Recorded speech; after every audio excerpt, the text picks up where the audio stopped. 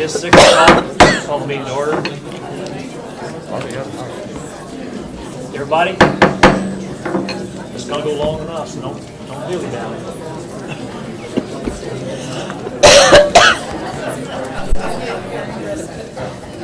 I know, but this one's backwards last week. Can you hear that? Okay, this mic is backwards.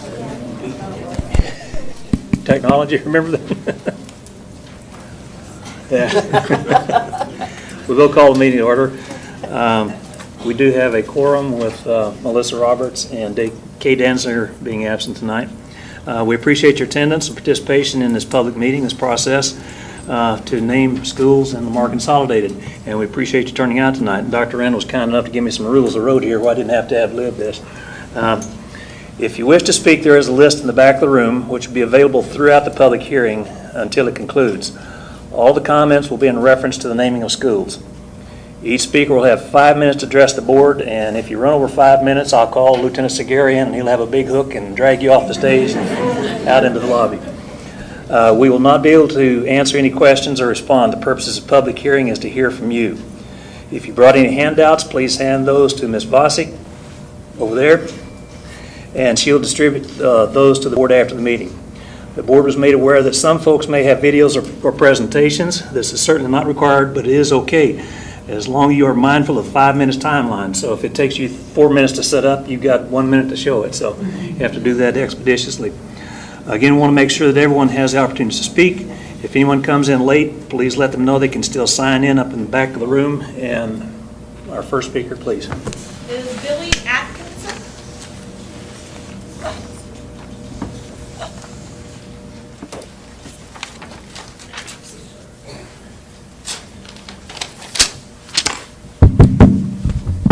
Howdy, can you hear me? Yes, sir. Yes, sir.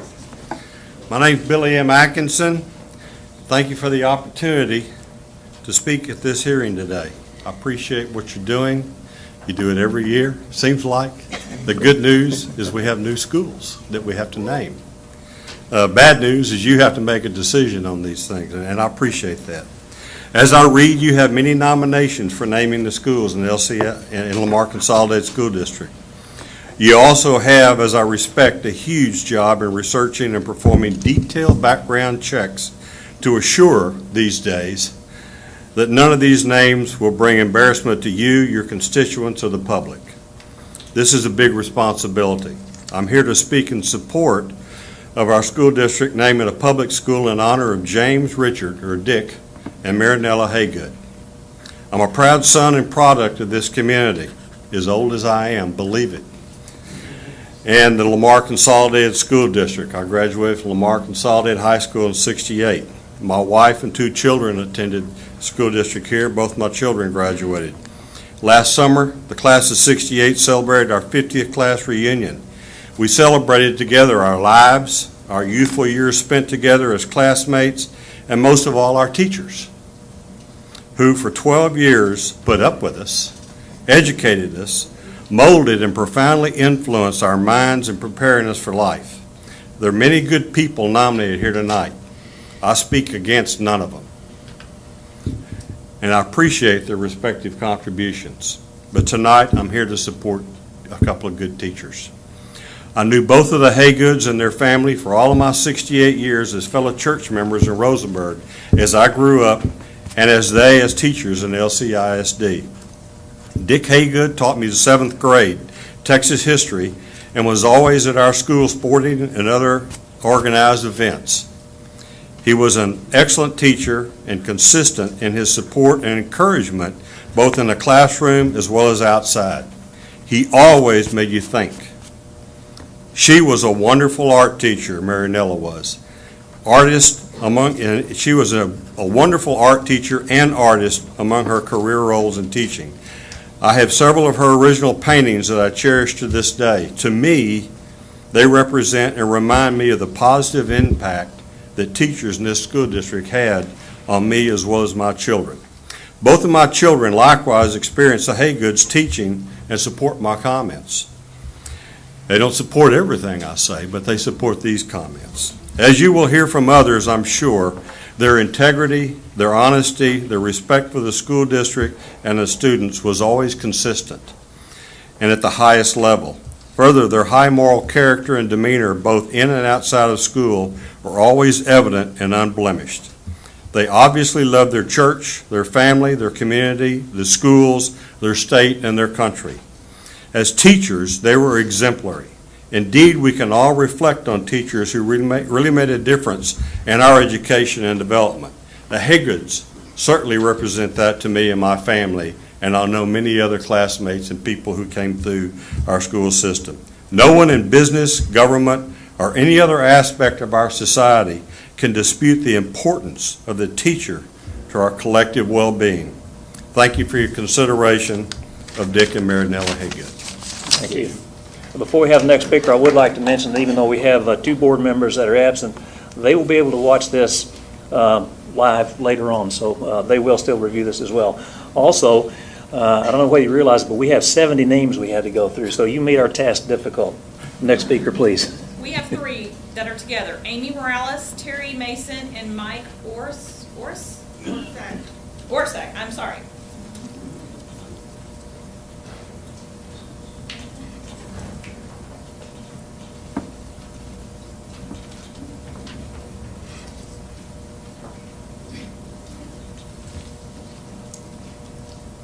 Will we be dividing the 5 minutes amongst us 3, or how are we doing it? You're speaking on the same person, right? Yes. Pardon me? Divide it up if you would, please. Otherwise, we will be here till tomorrow sometime. Mr. Tomas was my principal at Terry High School. He can be best described as a very involved, caring, supportive principal. One of my dearest memories will live forever in my heart is when I was recognized by a student body as a junior Duchess for homecoming. I can remember receiving the news, but instead of being excited, I was unhappy and heartbroken. Unfortunately, I had become pregnant my junior year in high school, and I didn't know what to do. All I knew was that I was not going to walk on that field as a pregnant teenager. That being said, I knew I could go speak to Mr. Tomas. Just like any other day, he had an open door policy to his office. If a student needed to speak with him, he was available. I walked in and sat there with him and cried. I was ashamed and embarrassed because I did not want to represent our junior class as a pregnant teen. He encouraged me and told me that he did not nominate me. My fellow classmates did and encouraged me to walk out there on that field and accept the fact that whatever situation you were in, your classmates would overlook that and see the true in you. He instilled in me lifelong lessons and to always strive to be the best no matter what obstacles or challenges life brought me. During my time at Terry High School, he was recognized as a Region 4 Secondary Principal of the Year.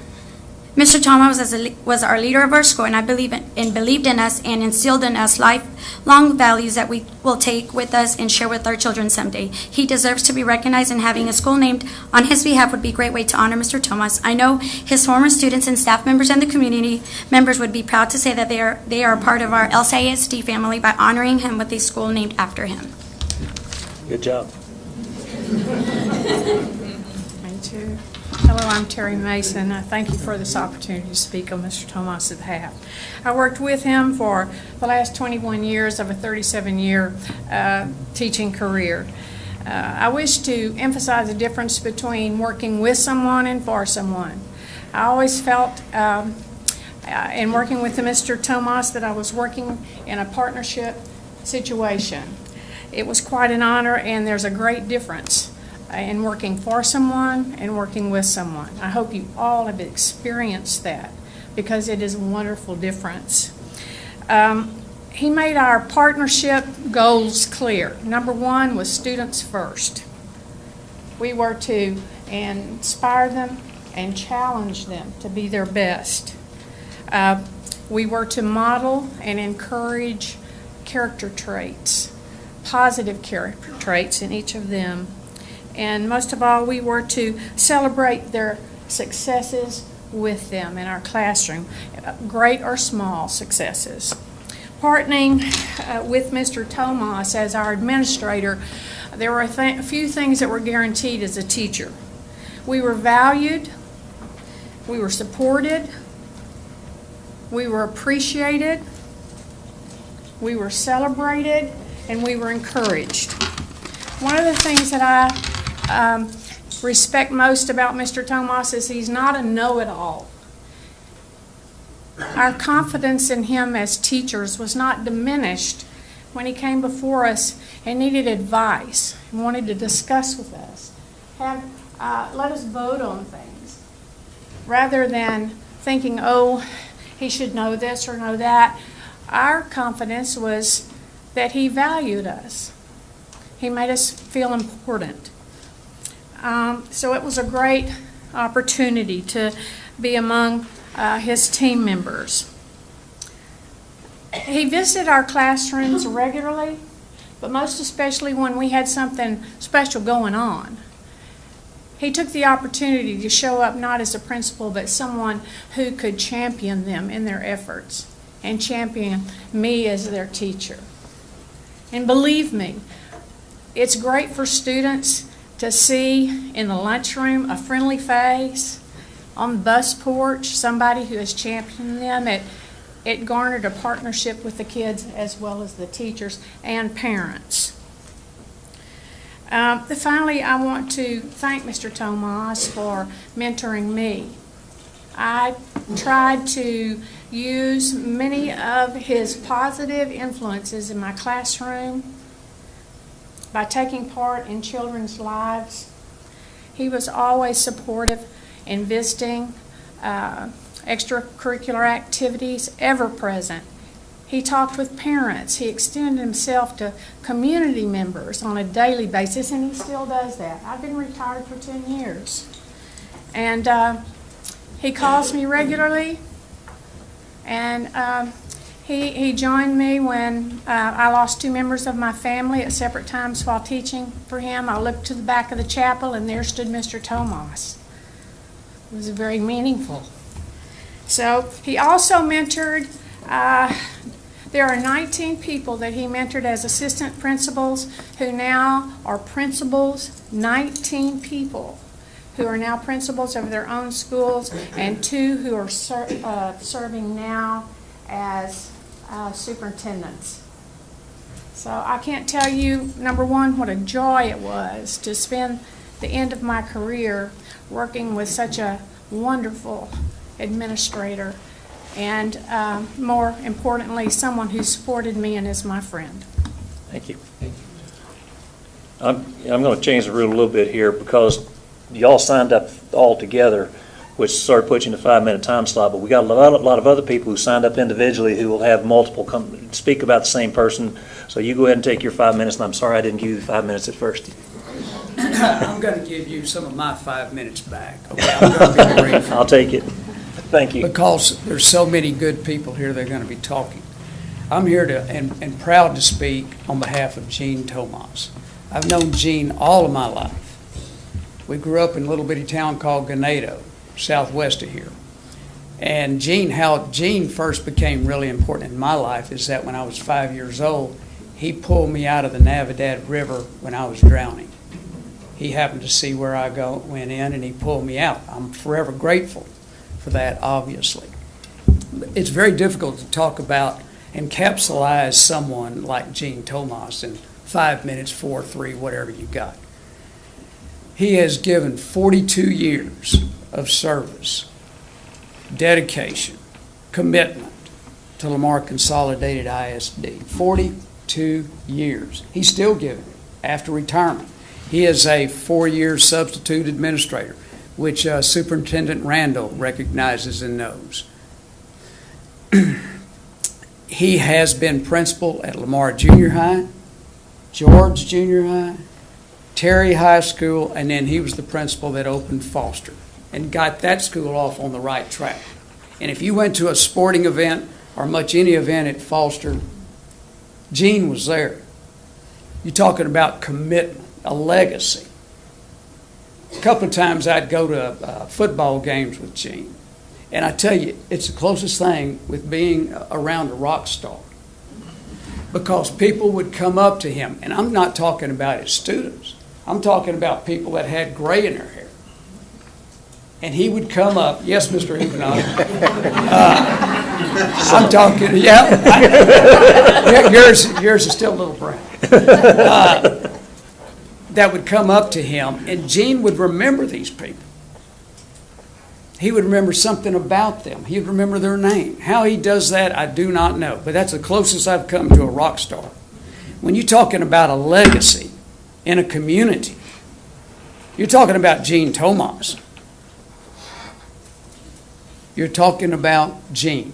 Not only is he committed and still remains to be committed to Lamar Consolidated, and he's given so much to thousands of kids, thousands of young people today who I think would die to be up here to speak for Gene.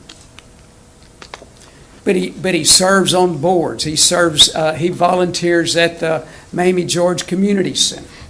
He's on a couple of boards that are very important, that serve people. And that's the middle name of Gene Thomas. It's important what you name a school, because that can set the tone for that particular school.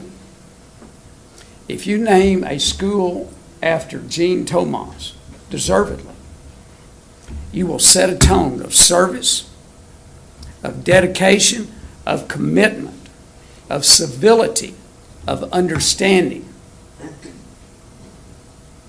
You will set that bar. I can't, as you can see, I'm passionate about this. And I know there's other good people.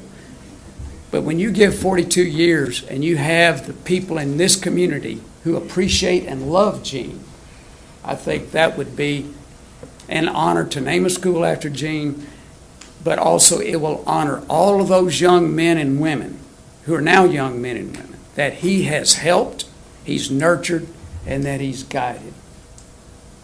Thank you all very much for letting me speak. Just, well, dadgummit, I'm going to give you back a minute. Thank you. I thought I was Appreciate good. Thank you. Our next speaker is John Webb.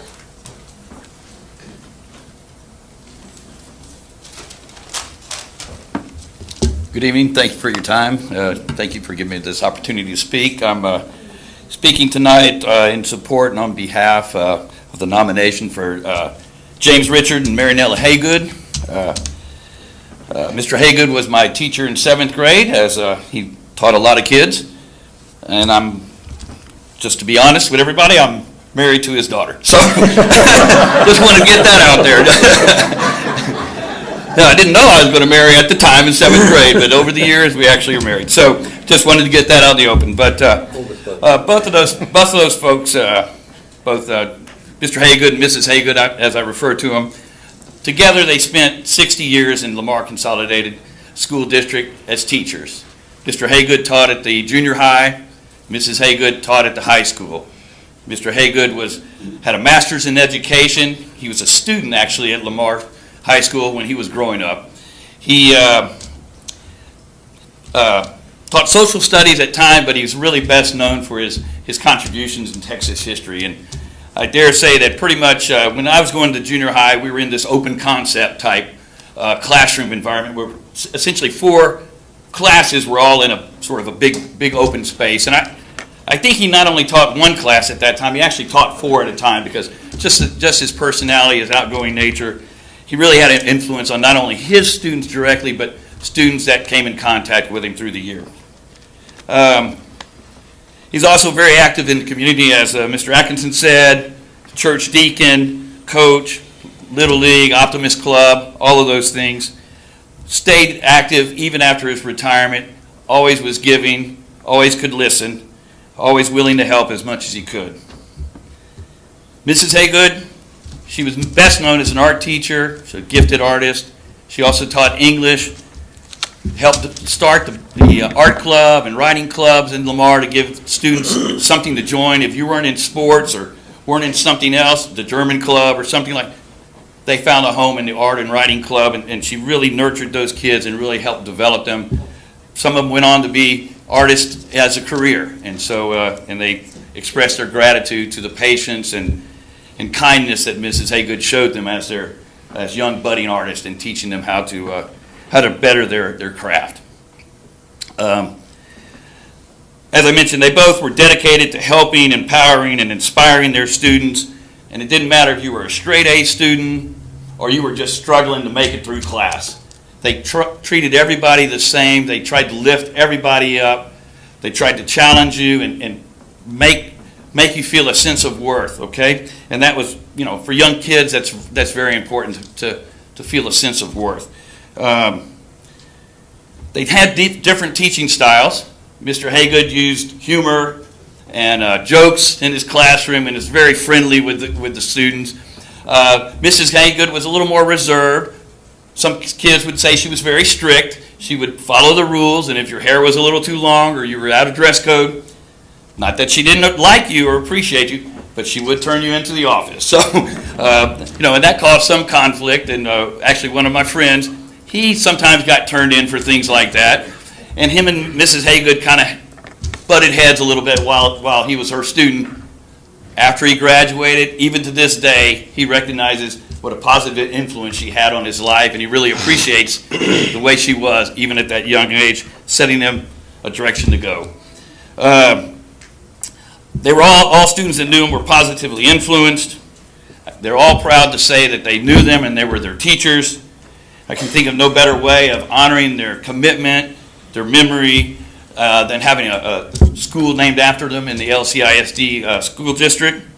While I was sitting here before the meeting, I kind of noticed the mission statement here on the board. I'm not sure if that was written at the time they were teaching, but they embodied the mission statement of LCISD. In closing, I'm just here to speak a little bit. I hope you had a chance to read the packet. We had many people that couldn't show up today, but provided comments, over 100 plus comments and endorsements to their nomination. And I hope you have a chance to read through some of those and take those to heart, because I think some of them are really special. And some of you may have some personal stories of your own in terms of your interaction, and maybe some of the folks here today as well behind me. So in closing, I'd just like to thank you for your time and your thoughtful consideration of the nomination of James Richard and Marinella Haygood. Thank you. Thank you. Our next speaker is Rebecca Russell. And yes, I can assure you, we have several hours invested in reading all that stuff. So.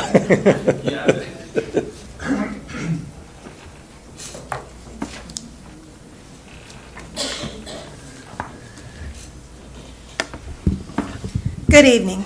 Thank you for giving me the opportunity to present to the school board a more than worthy namesake nomination for one of the new schools that will soon open its doors in Lamar CISD, Mrs. Maxine Phelan. Many are excited that the school board now accepts nominations for school names while the potential candidates are still living.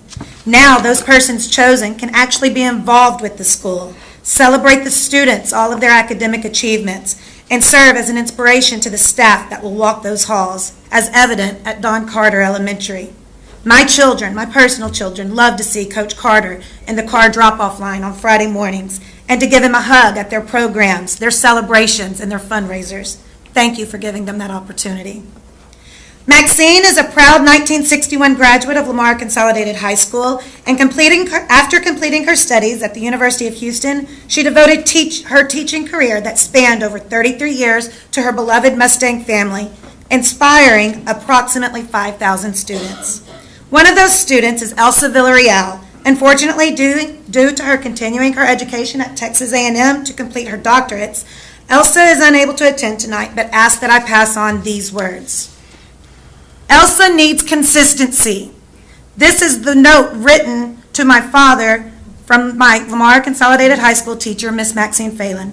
My father wrote back, I agree. In my teenage mind, I thought, what's the big deal? I'm passing her class anyway. I did not understand Mrs. Phelan's note at that point in time, but my father received Miss Phelan's message loud and clear. As a result, my father and I had a critical conversation about my commitment to my academics. No one had ever questioned my grade fluctuation in daily work and my assessments. I learned a valuable lesson that day. Mrs. Phelan would not settle for mediocrity. I was passing her honors class, but I was not giving my best. She set high expectations for me, and I rose to the challenge because she took the time to get to know her students. Mrs. Phelan never underestimated the potential of her students. She inspired me to stretch my limits and question how far I could go, if I were to apply myself. In turn, Mrs. Phelan's teaching style carried over into my own philosophy and practice as an educator in Lamar CISD.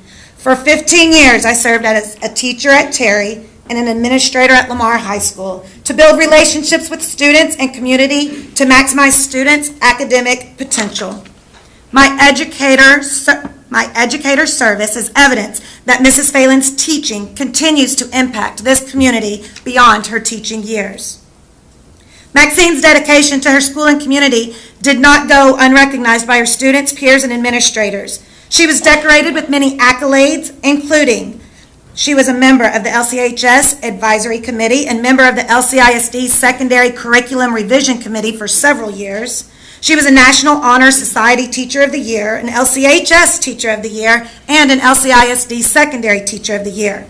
And the Mayor of Rosenberg himself proclaimed May 21st, 2003 as Maxine Phelan Day for the entire city.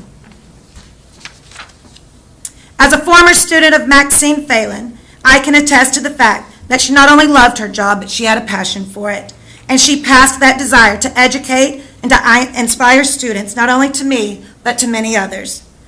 Dr. Randall continues to challenge LCISD educators to climb Mount Everest. If there was ever a 4-foot, 10-inch lady that could accomplish that goal, it would be Maxine Phelan. She took pride in her job and in her students. And over her 33 years of teaching, she inspired all kinds of students, from freshmen, seniors, from the remedial student to the AP. She taught them all, and more importantly, she held them all to the same standard.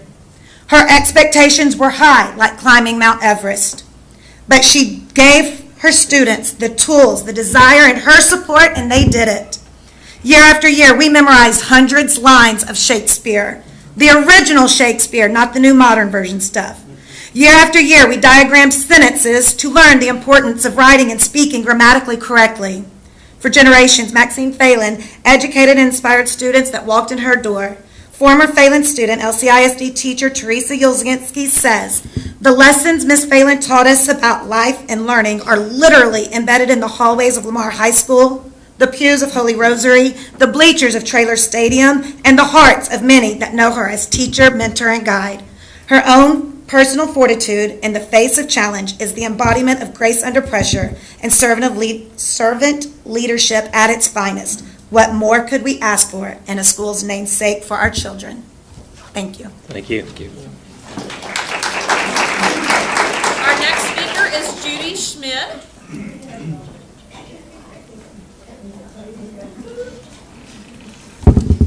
Hi, my name is Judy Schmidt. Can you hear me okay? Sure can. Good. I didn't bring anything. I do much better not looking at my notes, I think. But I think I'm here to support, the first non-teacher administrator that was nominated, and that's Cliff Terrell. Although he wasn't with LCISD, he was so involved with every aspect of education in Fort Bend County, as well as just about every committee, every institution. I met Cliff about, it's been almost 40 years ago, I guess. I was just a kid, no, actually. But my involvement with Cliff has been, like I said, he's been in every aspect of education, even with intellectually and developmentally disabled.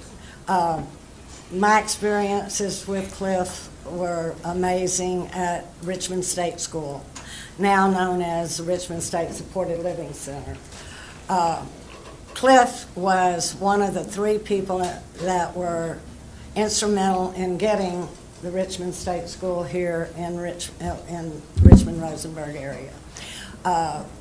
He worked diligently to get the facility here against all odds. They got it here, and Richmond State Supported Living Center is now it's always been one of the biggest employers in the county, and now is, I think, 7th in employment for the county. Now getting to how I feel about Cliff, he was a wonderful man. I know that most of y'all probably knew him. He was compassionate, caring. He loved his community.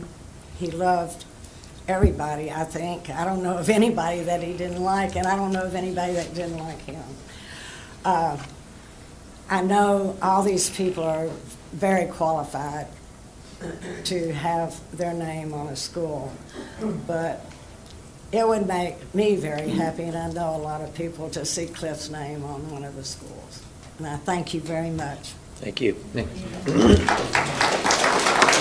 Our next speaker is John Kennedy.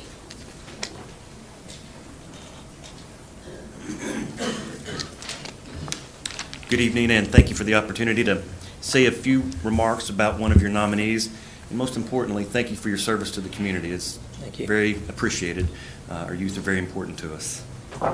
I certainly also acknowledge the monumental task that lies ahead of you, as there are obviously many more distinguished and worthy individuals than there are schools to bear their names. That being said, please allow me to make just a few remarks about Cliff Terrell. Truth be known, I didn't have the privilege of knowing Cliff personally, but I do know of his contributions and of his legacy in our community. As it turns out, I have two fairly distinct connections with some of his accomplishments. The first, speaking as immediate past chair of the Central Fort Bend Chamber, I have come to know of his pure love and commitment that he had for this community. It is genuine and it is real.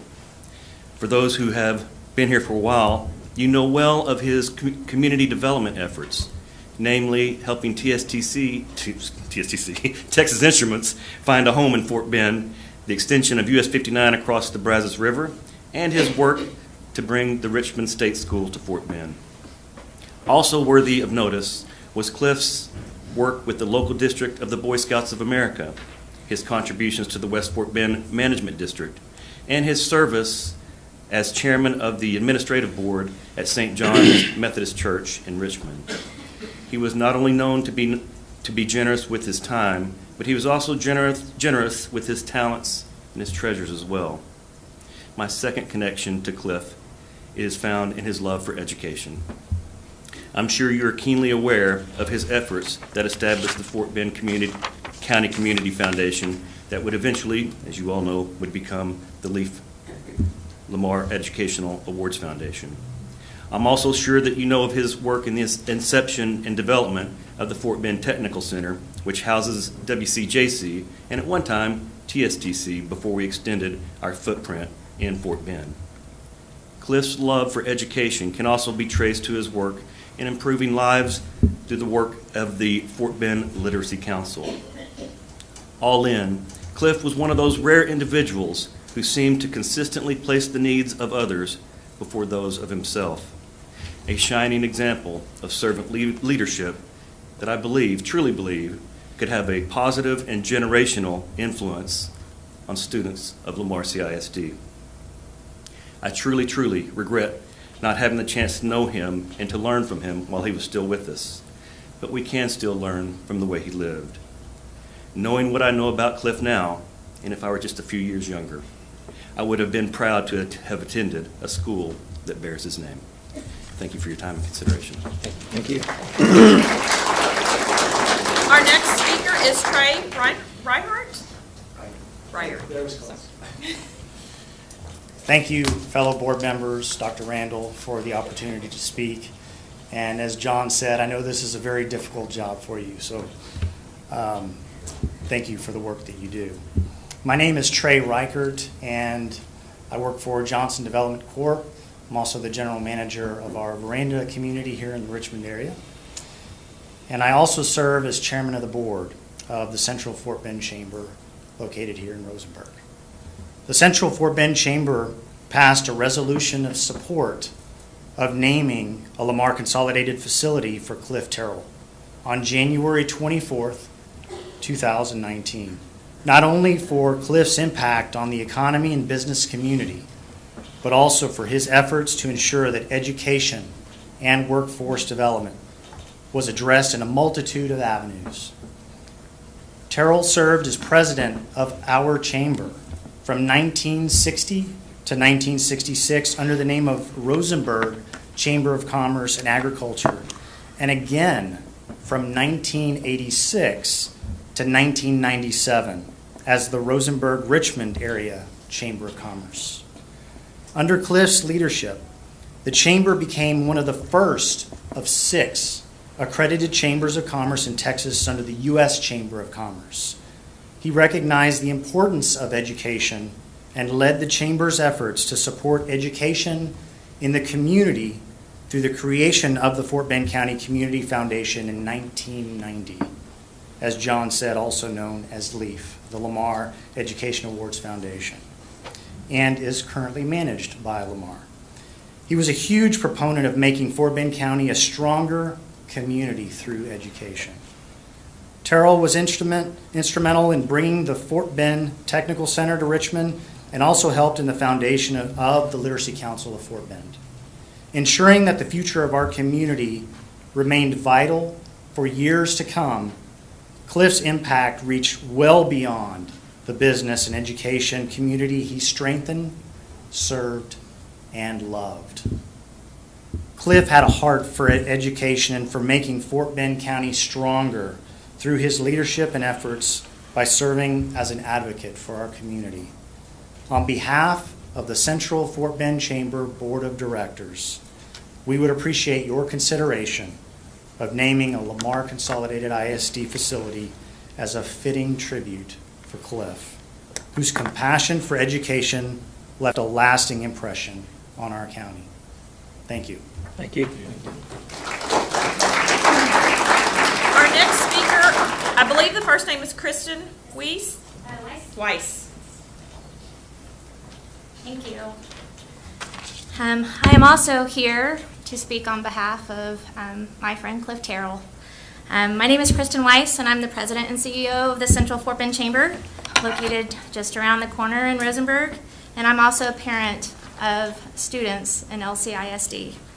As you heard from our board chair, Trey Reichert, and my immediate past chair, the Central Fort Bend Chamber passed a resolution in naming a facility for Cliff Terrell on January 24th, who honorably led our chamber from 1960 and 1966, and again from 1986 to 1997. In addition to advocating for education through the formation of the Fort Bend County Community Foundation, LEAF, and bringing the Fort Bend Technical Center to Richmond, Cliff led the efforts to bring Texas Instruments to Stafford and the Richmond State Supported Living Center to Richmond. Now take a moment to imagine how many employees these companies have raised families right here in Fort Bend County and sent their children through this school district, and how much income they earned that was put right back into our community. That doesn't take into account all the families whose quality of life was impacted by the positive way the care of a loved one was received at Richmond State School.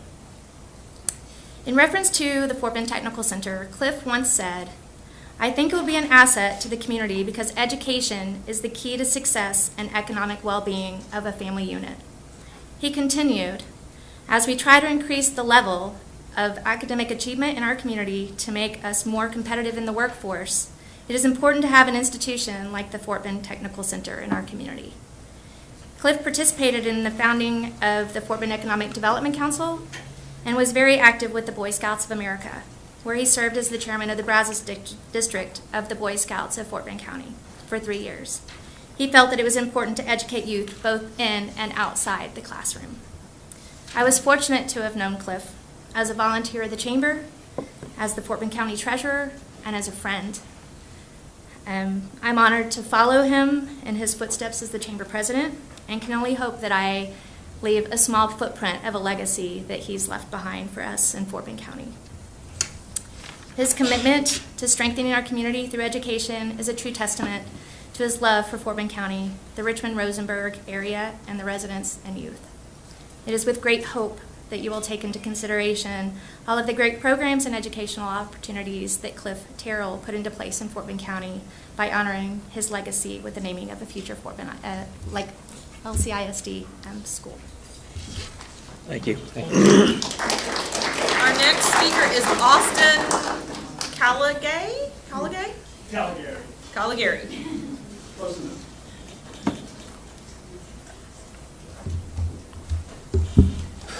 Okay. Good evening. Lamar Consolidated Board, and community friends. My name is Austin Caligari.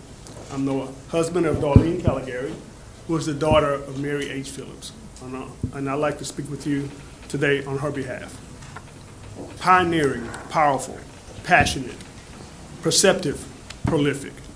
These are attributes we desire our students to possess. These are in fact the attributes that are the epitome of who Mary H. Phillips was and the legacy of her life. How apropos is it today that we consider honoring her memory by naming Lamar's consolidated new secondary school the Mary H. Phillips High School. Pioneering and powerful. For several years, Ms. Phillips served as juvenile probation officer in Fort Benning County, the county where she spent the majority of her life. In 1984, Mary Phillips was named as the first African-American woman to fill the role as chief probation officer in the state of Texas. In this position, she utilized her powerful voice to evoke change, to encourage the youth to run away from recidivism, and embrace education to ensure their success. Positive and passionate. Ms. Phillips' positive passion for the betterment of our people was her guiding compass in life. As a pioneer for justice and unity in 1986, she was the founding member of the NAACP Missouri City and Vicinity Branch. When faced with adversity, she met it head on with an unwavering, positive fortitude that pushed forward, that allowed her to push forward. An example of this is her returning to school to complete her degree when she was in her mid-30s, after having twins. Prolific and perceptive. Mary Phillips did not only perceive the needs of the community, she sought to meet the needs of the community, and in general, the youth in particular. She initiated and organized several Juneteenth parades and celebrated in Fort Benning County. She was undoubtedly prolific, penning a play entitled Go Down Moses, and a plethora of other works that speaks volumes about her character. Just imagine the pioneering, powerful, passionate, positive, perceptive, prolific pupils that Mary H. Phillips High School will produce. Thank you. Thank you. Our next speaker is Don Carter.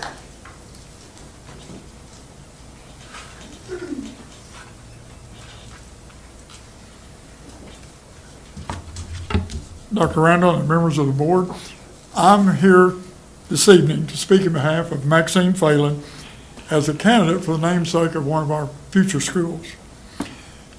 The report I'm going to give you came from an accumulation of remarks from former students, from parents of students, and from co-workers. Many, many, many returns. We asked each contributor to give us 5 traits that identified Maxine and would make her the type that would be a namesake for a school. First, from students, this is what they had to say. She was friendly, acted like she'd never met a stranger when she got 150, 160 new students every year, and they were always greeted warmly from day one. Number 2, inspiring. 2 former students, one a teacher in Katy, one a teacher in Terry for several years, and later a Lamar High School assistant principal. Both of those young ladies said they got their inspiration from Mrs. Phelan. Compassionate. One student remarked that when his grandfather died during a school day, and they called him out of class and dismissed him, said he could go home, it was all right, go be with his folk. As he was walking down the hallway sobbing, she put her arms around him. She knew the family, but she put her arm around him and walked him to the door and out to, and shared tears with him. She was a very compassionate person. She was very loyal to LCHS. In her classroom, if the fight song, On Ye Mustangs, came on, everybody stood. And they didn't have to know all the words, but everybody stood. And she was greatly respected from that, especially by coaches. She was very demanding. You heard about this a while ago. She didn't accept half-hearted efforts. She had an insight to recognize potential and an intent to see that that potential was reached. So that's what the former students had to say from parents, and I was one of those. Here's what the remarks were. The 5 most often remarks. Conscientious. Maxine had a good handle on what was right and wrong in the classroom. Anything less was out of line. She had an agenda. Each student was to learn to his or her capacity. She was productive. You may know that the English department at LCHS led into deep water and created people who today one writes for Dallas Morning News. Another one puts technical papers together as a structural engineer. Both of them said that even though they started into that deep water as a freshman, when it got deeper, they weren't still treading water. They were prepared for what was coming later on. Parents said she was also accessible, either by phone or private business. Look how different it would be now with social media. It would really have been something. But she was always there, and she was available for them. She was very caring. She had children of her own, and so she could spot and report to the parents any serious circumstances that they needed to know about. She was also understanding. Someone who could listen to the parent's side of an issue and help to reconcile any differences so the goal of learning could be accomplished. From co-workers, this is what we had to say. These are the 5 remarks. She was committed to teaching every student up to their potential. She used a blue-collar approach. She took her assigned class rows, rolled up her sleeves, and taught each student to their capacity, whether they were a general student or they were pre-AP. She was trustworthy and responsible. She could handle any assignment. Department leaders could sleep easily. I'm sorry, Coach Carter, but your class is over. Thank you. I knew that was going to happen. But, thank you. Our next speaker is Tim Barta.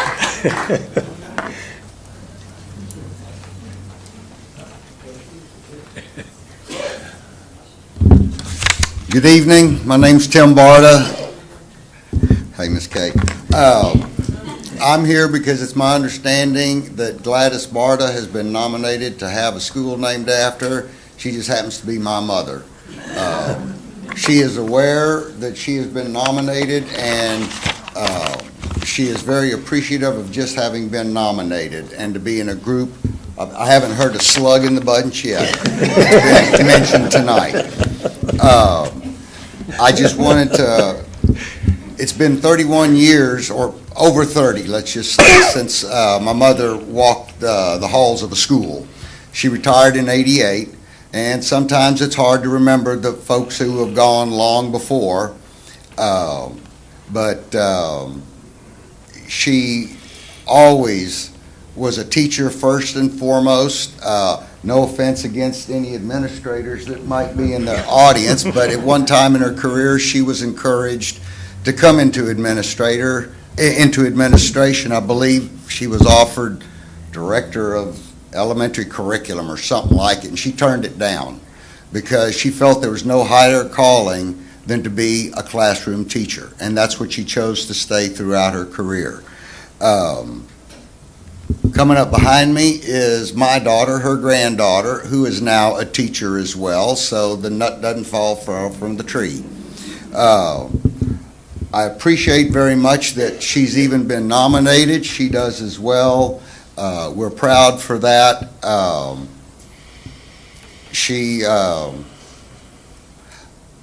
If she gets it, that'll be a feather in her cap and a public acknowledgement of the 38 years she spent teaching, first at Needville, then at Robert E. Lee, and then she was one of the teachers to open up Travis and take it through that till 1988. If she gets it, great. Y'all have a heck of a decision to make. Better y'all than me. But if she gets it or she doesn't get it, I think she'd say that this right here, though, is her crowning glory. These are all the classes that she taught over 38 years with their names. The class photos, I don't know if y'all can see that, but she was very proud of this book. And I'm going to sit down now, but I didn't even know this was in here. I opened the first page, and it says, this is a quote she must have liked. "Things I did for myself are soon forgotten, but the things I did for others will be cherished forever." Author unknown. So I thank y'all for even considering her. Y'all have a good evening. Thank you. Our next speaker is Megan Barta.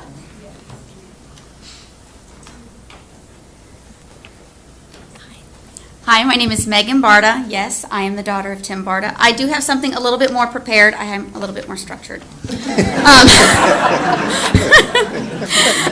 I am here to talk in favor of my grandmother, Gladys Louise Barta. So she was born in Needville, and she is a graduate of the once Richmond High School, and she was the salutatorian of her graduating class of 1943. Her principal was the once William Graber.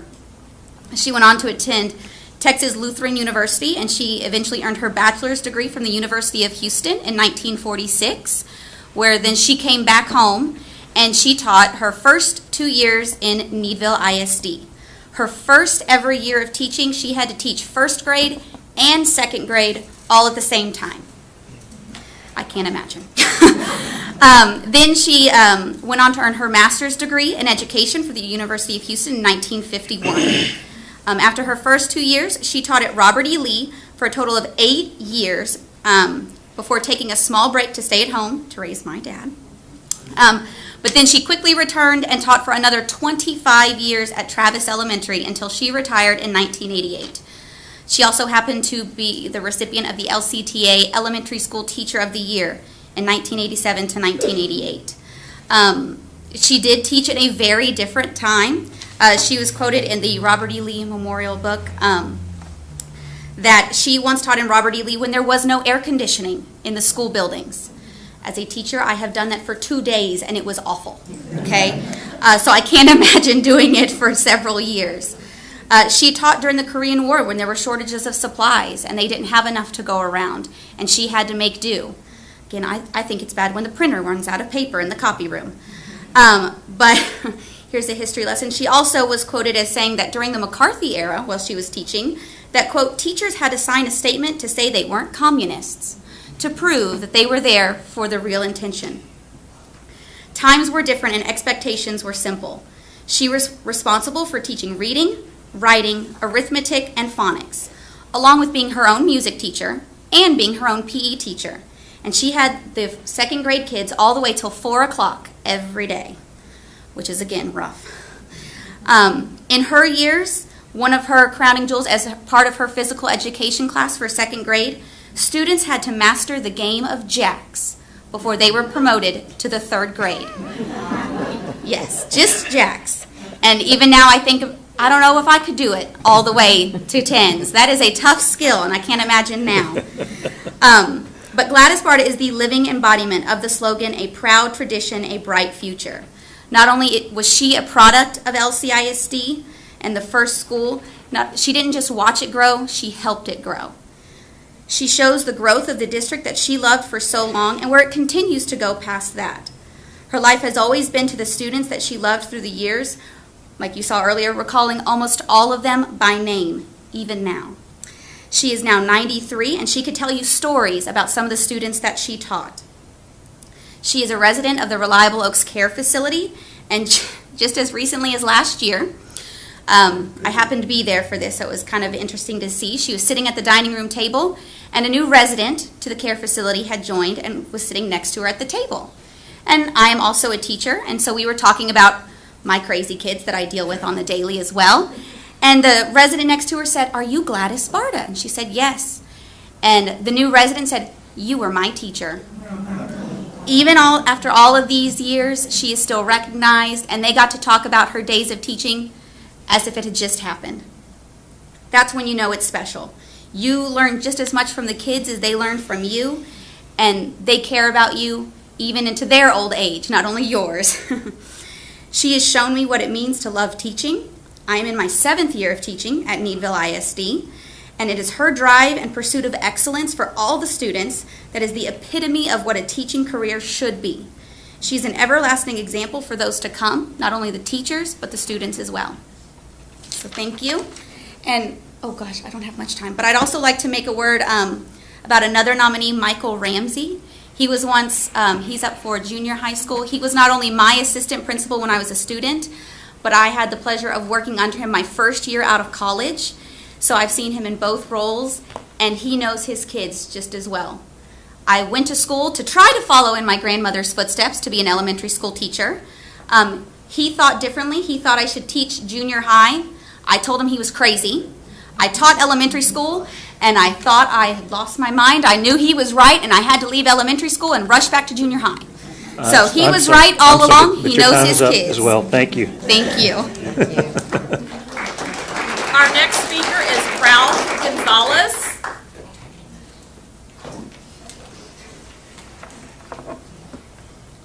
Good evening. My name is Ralph Gonzalez. I'm a licensed and practicing attorney. And I've done that now for over 37 years, and those 37 years have been here in Fort Bend County. And I'm here on the behalf of R.H. Sandy Bildstein. He was a judge here in Fort Bend County, but his life, I guess if we were to speak about it, would be God, country, and family. He was a 2-tour combat Marine in Vietnam, where he volunteered into the Marines. When he came back, he joined the Houston Police Department, and he retired from the Houston Police Department.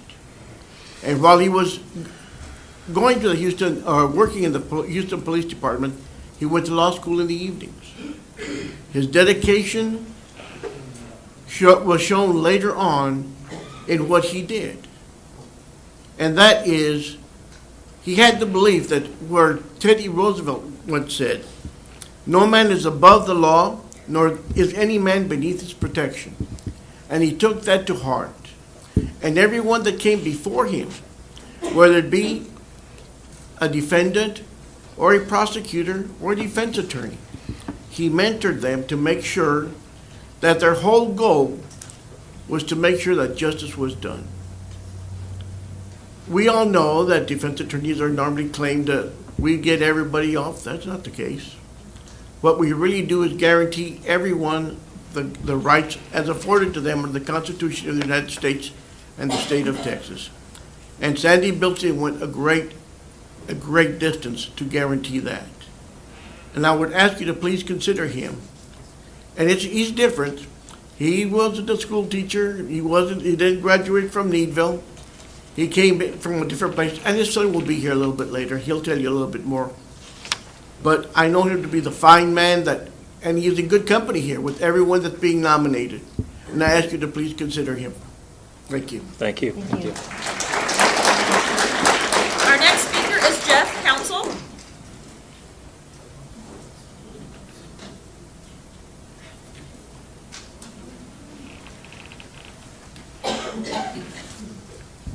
I've been sitting too long. My name's Jeff Counsel. I'm here to speak on behalf of my good friend Cliff Terrell.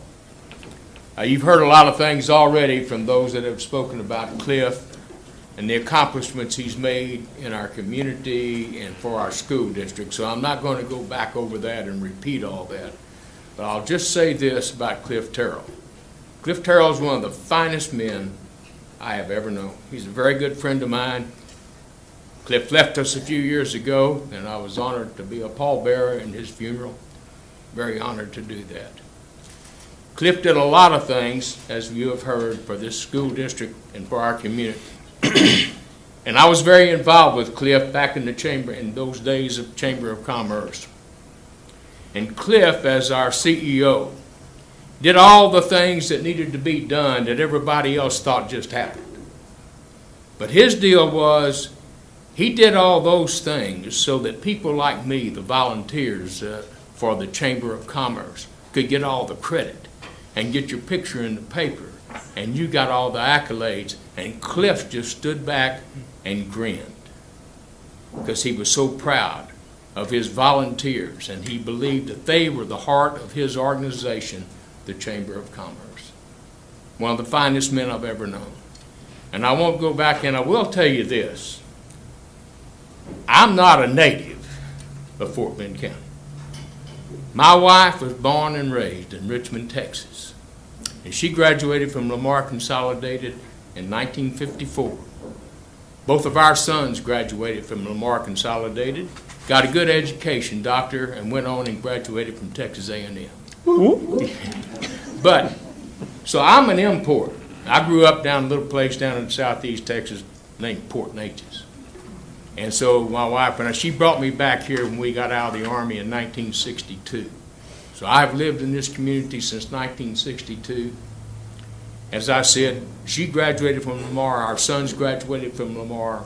We are very interested in Lamar Consolidated ISD. And I will say this, naming a school in honor of Cliff Terrell would be the right thing to do. But in all those names that have been submitted, there certainly are some in there that are very worthy of having one of our schools named in their honor. But there is no one more worthy than Cliff Terrell. I would appreciate your strong consideration for Cliff Terrell, and thank you for all you do for our community. Thank you. Our next speaker is Lupe New.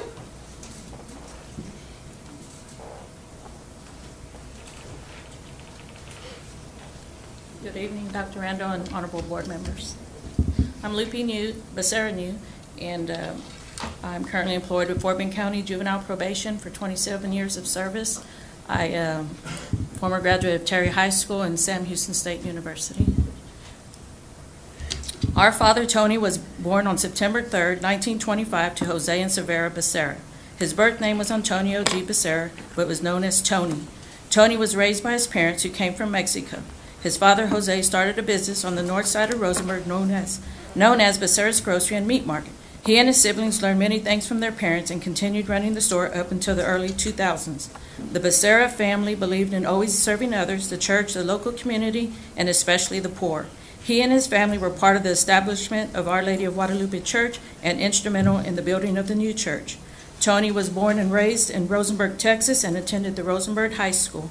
Tony was drafted into the Army during World War II at the age of 18. Tony was assigned to the U.S. Army Corps of Engineers and assigned to the 28th Infantry Division. One day he was a part of a mission to be lookouts for the enemy. Their communication lines were cut, and suddenly they were facing the enemy. Tony Becerra and fellow soldiers were captured by the Germans during the Battle of the Bulge. He became a prisoner of war for 5 months until he and fellow soldiers made a plan to escape, in which they succeeded. That experience alone forever changed his life. We believe his faith sustained him during this horrific experience. Upon returning to the United States, Tony chose to begin helping people with his talents as an individual. He continued helping the people as a businessman and a community leader. As a community leader, there were many people who sought him for advice for any type of problem. He helped others until the day he passed away. Tony Becerra was a veteran activist, barber, coach of Little League teams, bail bondsman, notary, dance hall owner, and insurance agent, and city councilman, including Mayor Pro Tem. He began selling life insurance in the 1960s and then auto insurance in the 1980s. Tony Becerra Insurance, located in downtown Rosenberg, is still operating today. Tony was heavily involved in voter registration and served as voting precinct chairman for 12 years. Through the years, Tony ran for local and state elections. In 1992, he was elected to the City Council of Rosenberg and served 12 years.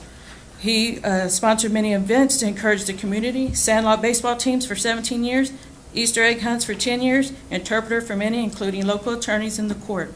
Hosted numerous nonprofit events at his dance hall, the Palladium Ballroom, free of charge. As a barber, he would cut hair for free and when others needed it. As an insurance agent, there were many times he would pay the insurance premium for a client so they would not lose their insurance. He was constantly helping the poor and the immigrants. He was a self-made businessman who strongly believed in higher education, importance of voting, and strong faith. He attended the University of Houston. However, he later earned his associate's degree in accounting from Morton Junior College in his early 60s. Tony Becerra grew up in this community, and so have his children, grandchildren, and great-grandchildren. Most of the children are attending and have graduated in the Lamar Consolidated School District. Some hold jobs within the school district, law enforcement, and local businesses, still giving back to the community in honor of his legacy. Finally, Tony Becerra was instrumental in establishing the current Lord's Kitchen in 2004. The Lord's Kitchen is a non-denominational Christian church, community outreach, drug and alcohol outreach, and homeless shelter for men, ran by his son, Anthony Becerra. His great legacy will continue many years after his passing because of his commitment and great passion for others.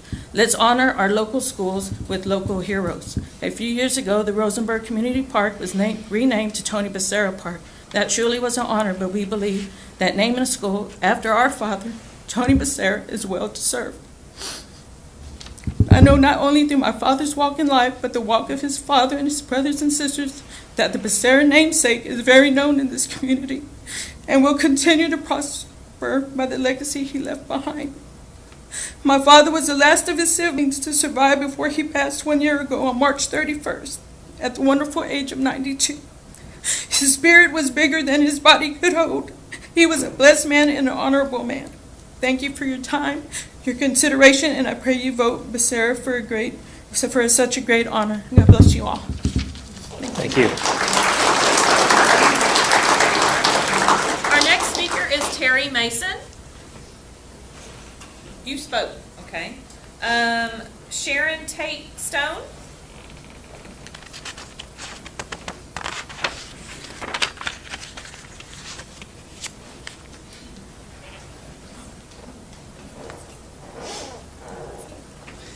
Hello, my name is Sharon Tate Stone, and these are my daughters, Shannon and Shara Stone. Everyone that's been mentioned, Mr. Thomas was their principal, and the Hagoods was my teachers. I mean, everyone. I'm connected. You know, they say 6 degrees of separation, and I'm feeling this. I'm feeling that right now because I pretty well know everyone here, just like my father, and we're here to support his nomination that was made by Patricia Greenwood, which was a student of his. So my father's name was Robert C. Tate. And this is a picture of him because he's been gone for a very long time. I'm a product of Lamar.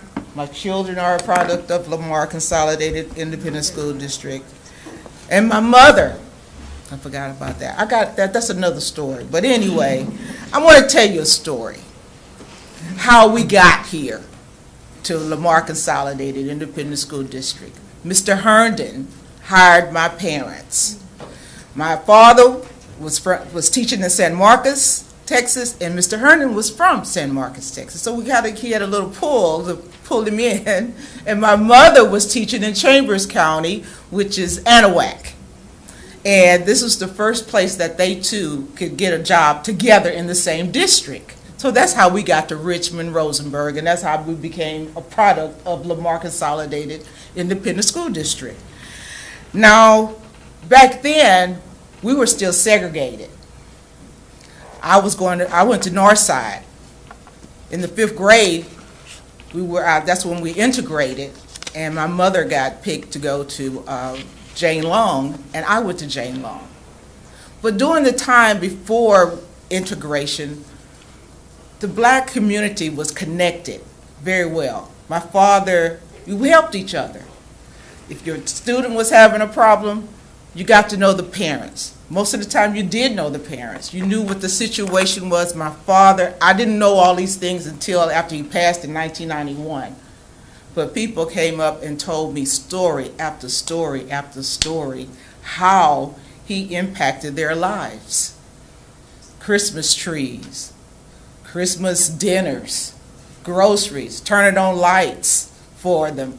So you pay attention to your kids, your students, and then you realize that maybe something at home isn't right. And back then, that's when you would, the teachers they were the heroes or the sheroes of the community. But then time progressed, and then we got integrated, and things just took off, and he did a lot for a lot of children. He was at-risk counselor. He had to go to your house and talk to you while you're not in school. I was always nervous about that. But that's what he did. He never met a stranger.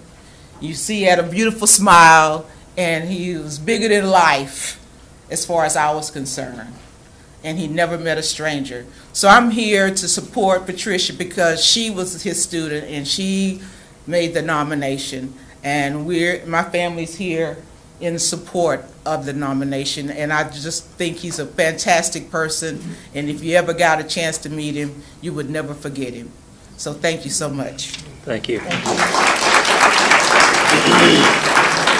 next speaker is Millie Chatham.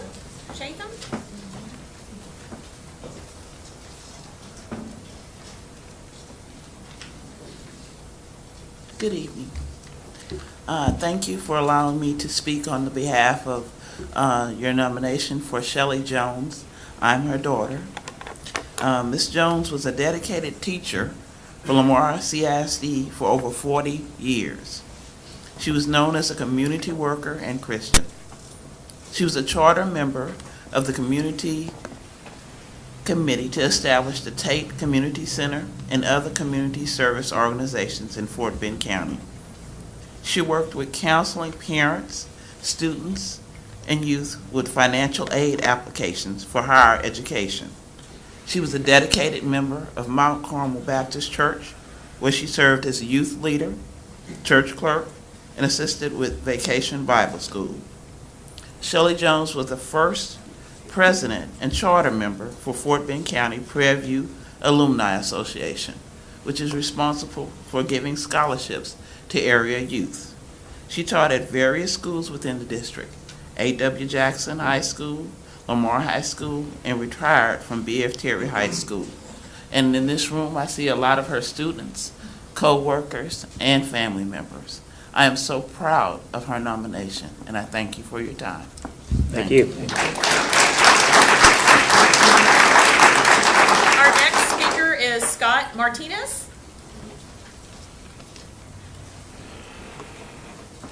Good evening to the board, good evening to the community. My name is Scott Martinez. I'm an attorney that practices out here in Richmond, Rosenberg, and Needville, the Fort Bend area. And I'm here on behalf of, to speak for Judge Sandy Bilstein. He was actually my first time in court, first case I got after I passed the bar, and the person that swore me in. Needs to say, over the last 15 years, a lot of advice was bestowed onto me by him. He always kept his door open to me, and not only to me.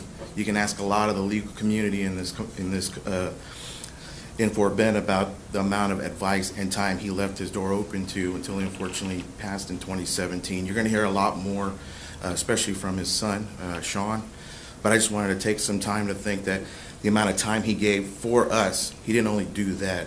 He did take his time for the children.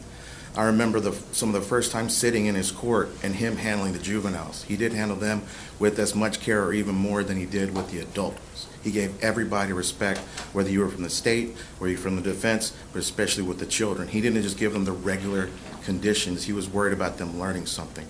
He was one of the first and only judges I knew that had them read a book, write a report, and also not only that, bust out a dictionary, write out words every day so they can learn something. I'm sitting here as a young attorney going, how much more can this guy give to them, but they're going to appreciate that in the future. Of all the different types of advice, I'm not going to take very long, but of all the different advice, one time I asked him something I was so scared to ask for.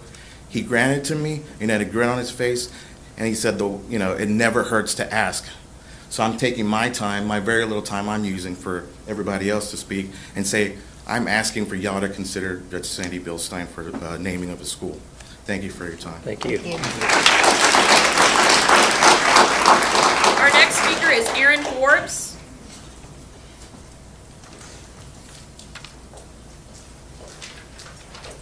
Good evening, y'all.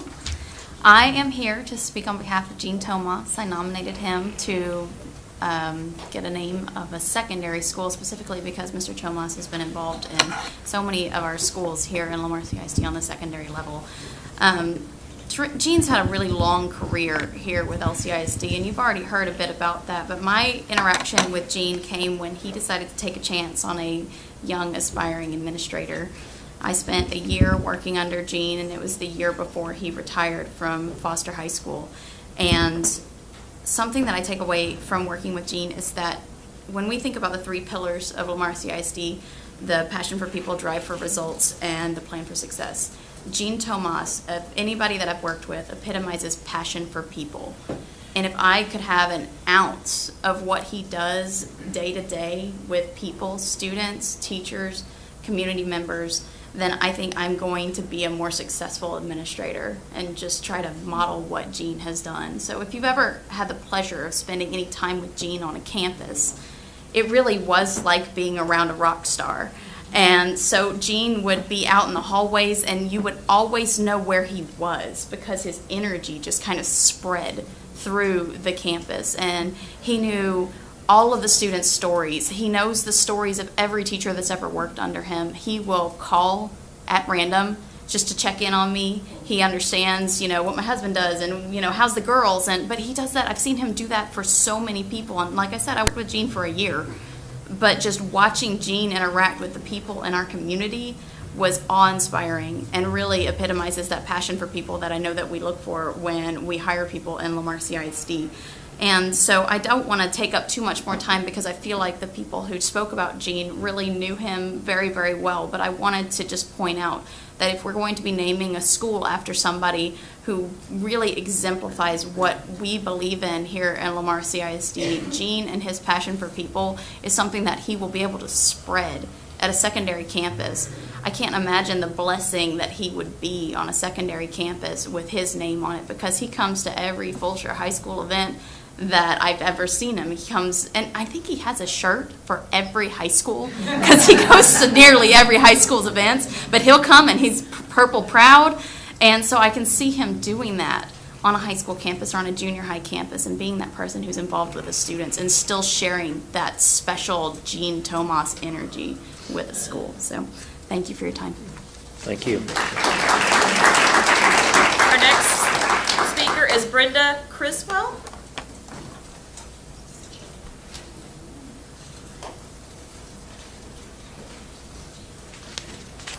I really wished I could have gone first because it's kind of intimidating. Y'all have a lot of heroes to decide between. And I don't envy that. Well, I kind of do because I know who I'd vote for.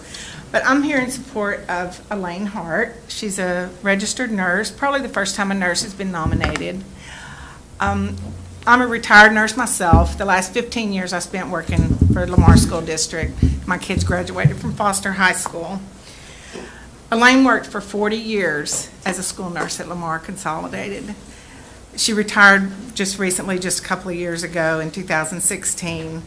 She started out, I believe, at Jane Long and then spent a number of years at George Junior High. And about the time I came along, she became the first supervisor of nurses. And before that, I think nurses just kind of was on their own, just did whatever. She was implementing standards of care for us. She loved every student in this district. She made sure that all the nurses that were working in Lamar were educated and trained for what we had to deal with every day. She solved all of our issues, no matter what it took.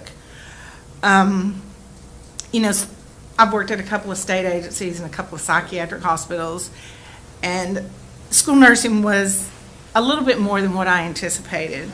They provide so much more than first aid and acute illness and daily medications. More and more we're having chronically ill children in our schools. Besides dealing with the things that are required by the state, unfortunately we're dealing with emotional issues, behavior issues, and unfortunately CPS issues, pregnancy issues. And we deal with our teachers too. Teachers who don't have time to go to the doctor. And many of the students, you know, the school nurse is their only health care that they get most of the year. But Elaine just has done such a marvelous job with the nurses, and I know in the nominations you can read about her, and I don't want to take up too much time, but if you're looking for somebody that has made a difference in children's lives, I think after 40 years, she touched so many, maybe not hands-on for everybody, but through the policies that were implemented and through the relationships she had with agencies, state agencies, local agencies, Lions Club. She had a resource for every problem. Thank you for your time. Thank you. Our next speaker is Dolly Lindsay.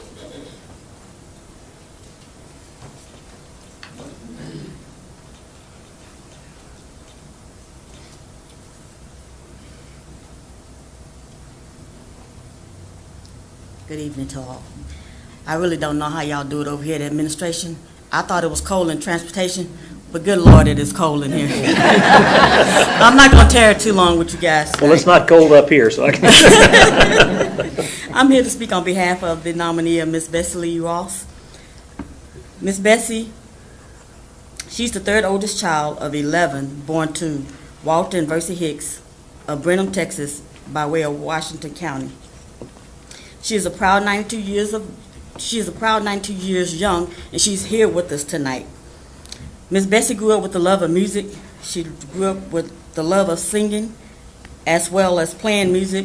She was introduced to music by her parents. She started with the guitar and later moved to piano.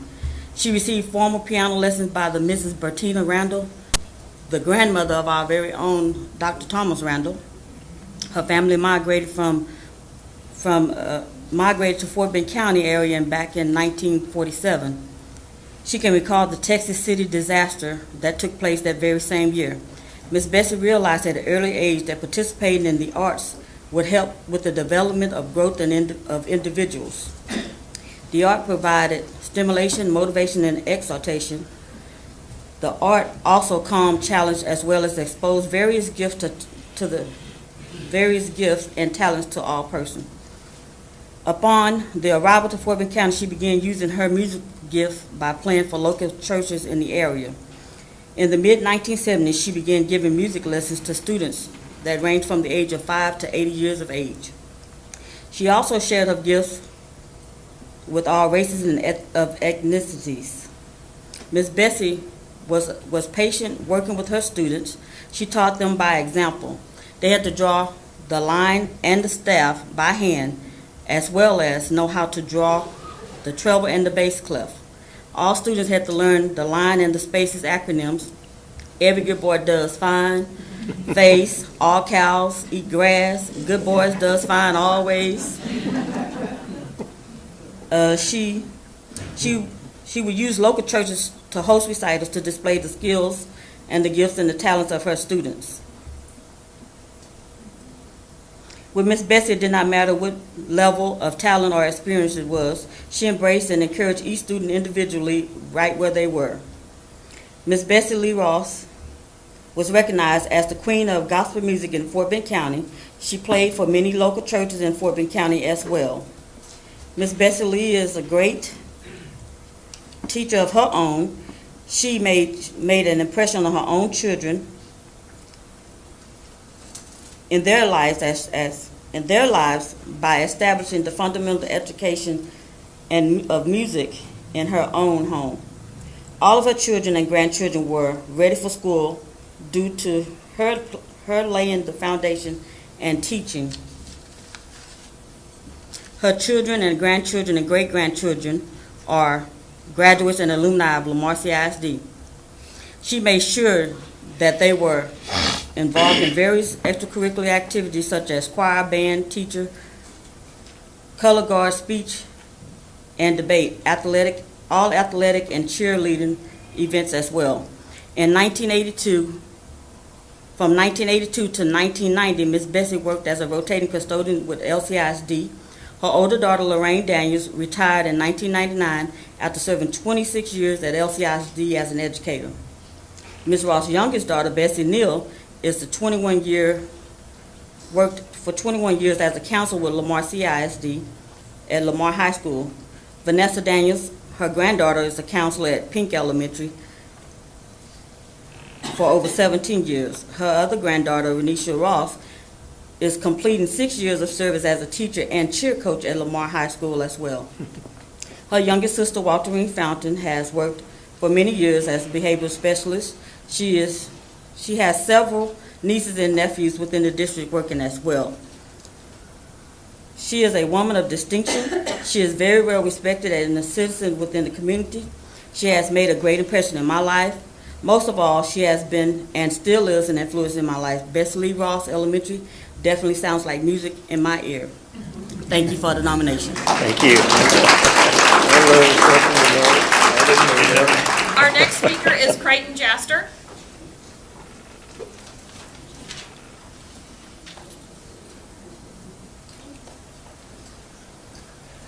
Good evening. Administrator's got a bad rap, so I'm not going to be long-winded. I'm going to try to be as short-winded as I can. I'm here to give a short account of why James Woodfin is so special to me. In 2004, my wife and I moved into a small house in Pecan Grove on Windmill Drive, and little did I know that I was moving in 4 houses down from the most influential man in my life. Mr. Woodfin checked on me every day. There wasn't many days that I wouldn't be mowing the lawn that Mr. Woodfin would not come and say hello and just see how my wife and my children were doing. In 2007, I became a teacher that I didn't know that I was destined to be. Mr. Woodfin encouraged me daily, checked on my kids, checked on how I was doing as a teacher, and checked on how I was doing in progressing in my education. In 2009, I told Mr. Woodfin that I was going to go back to college to become a principal, a feat that he told me I was destined to do. Little did I know that he was right. In 2012, I became an assistant principal at Lamar Junior High, and on that day, a note was received at my office, and it was Mr. Woodfin congratulating me for what I'd done and how proud he was. In 2015, I became the principal of Lamar Junior High, and yet again, a note was received in my office of how proud he was.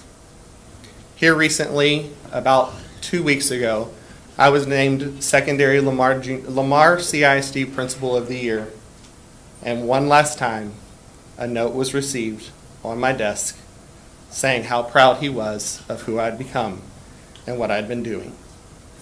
Mr. Woodfin is about as close to a grandfather as I have, and I know that what he has done in education and what he has done for me as an educator is as close to being the one that anyone could be. Mr. Woodfin has taught me what it means to have passion for kids, to love my kids, and to do whatever I can to make sure that my kids have every opportunity they deserve. So tonight, I raise my hand and my glass and all my love to Mr. James Woodfin for your consideration. Thank you. Thank you. Our next speaker is Jill Nels. Jill Nels is our next speaker.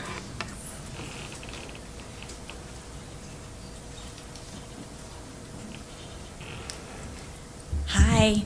I have to say to Mr. Jaster, James Woodfin's granddaughter is actually a student in Mr. Jaster's school. So the piece that I know that it brings my father to have his granddaughter in Lamar Junior High under his leadership, it just means a lot.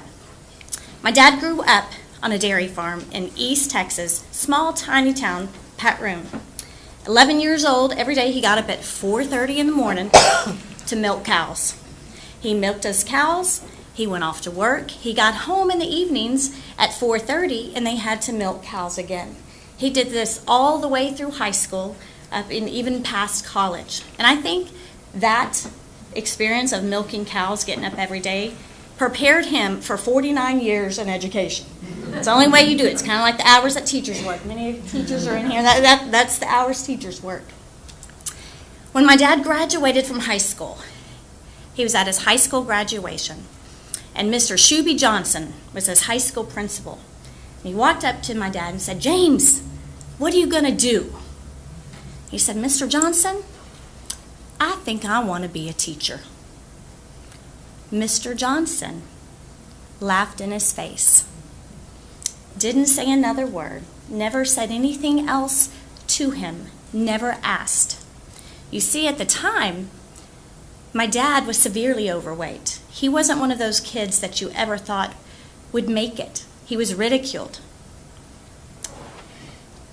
49 years in education later, I asked my dad, Dad, when Mr. Shuby Johnson said that to you, what did you think? And he paused for a second and he said, it motivated me. And I think about all these many years later, 64 years later, he's looking at a moment in time that motivated him.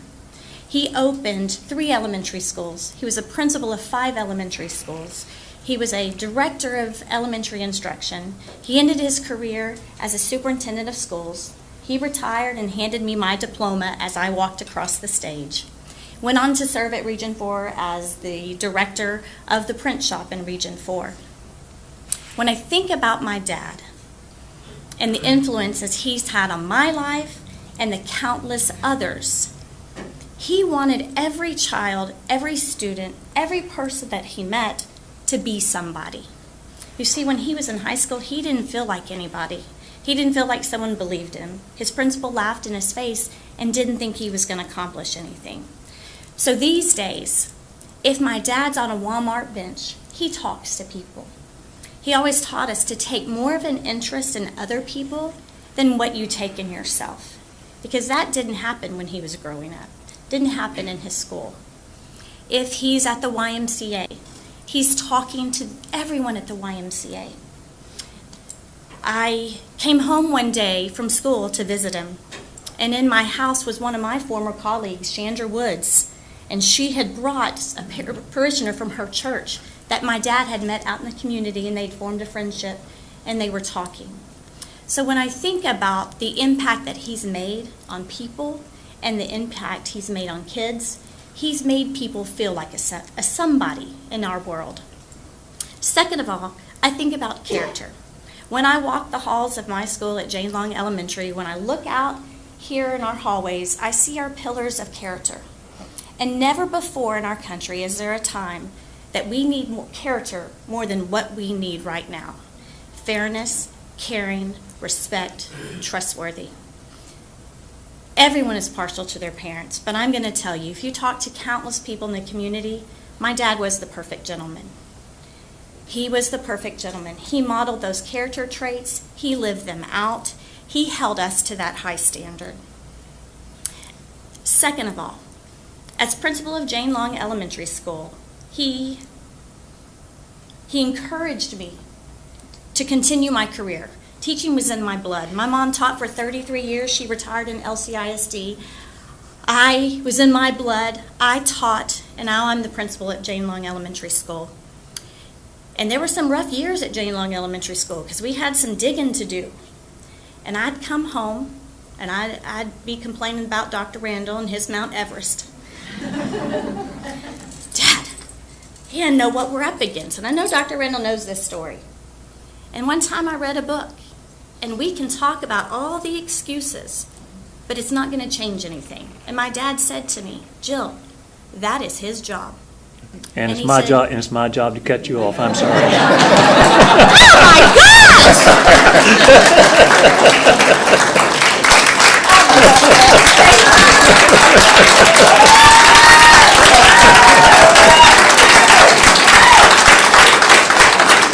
Our next speaker is Elaine Hart.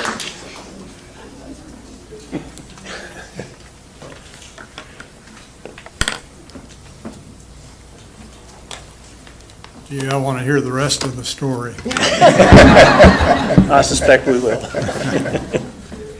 Dr. Randall, trustees, thank you for the privilege of speaking before you. My name is Lane Ward, and I have been a resident of the Lamar School District for the past 41 years.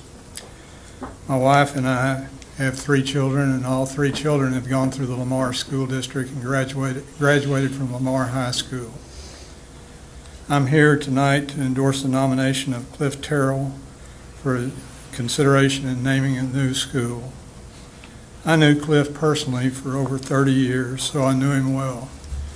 And I have to say, listening to all of these fine nominations, it's a difficult job, but I think I've got the solution for you, and that is just build more schools. We're working on it.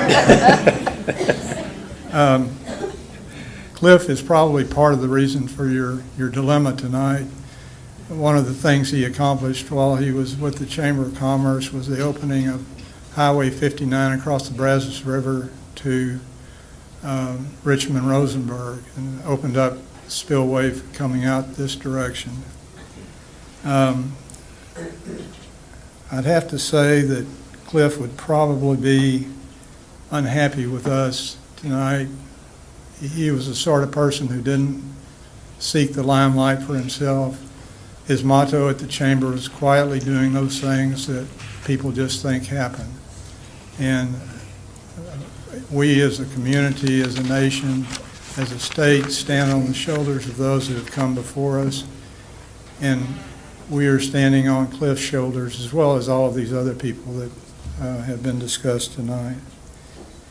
Cliff served the Richmond-Rosenberg Chamber of Commerce as CEO for 2 different times.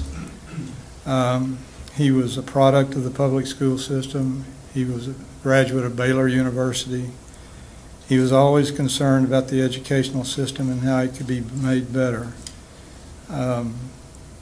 If you had to pick out one thing that he accomplished in his career as regards to education, I would have a difficult time. I think there were 3 things that are really significant, in particular to Lamar CISD, the creation of LEAF through the Chamber of Commerce many, many years ago. The second was bringing Wharton County Junior College to the Richmond campus, and the third was bringing Texas State Technical College to the Richmond campus.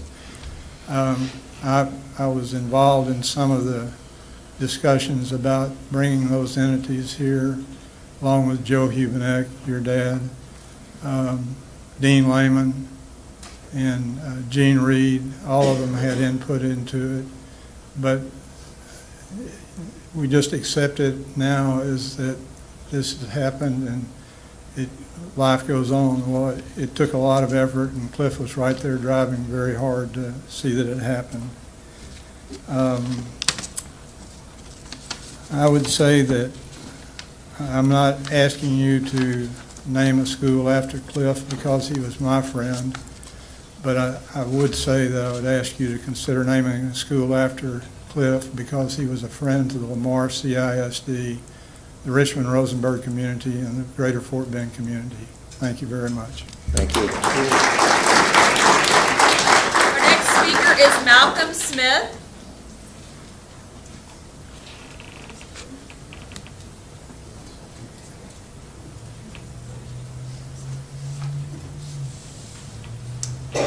Superintendent Randall and School Board, thank you for allowing me to speak to you tonight. You can tell by my shirt that I'm supporting the James R. Woodfin nomination to one of your schools.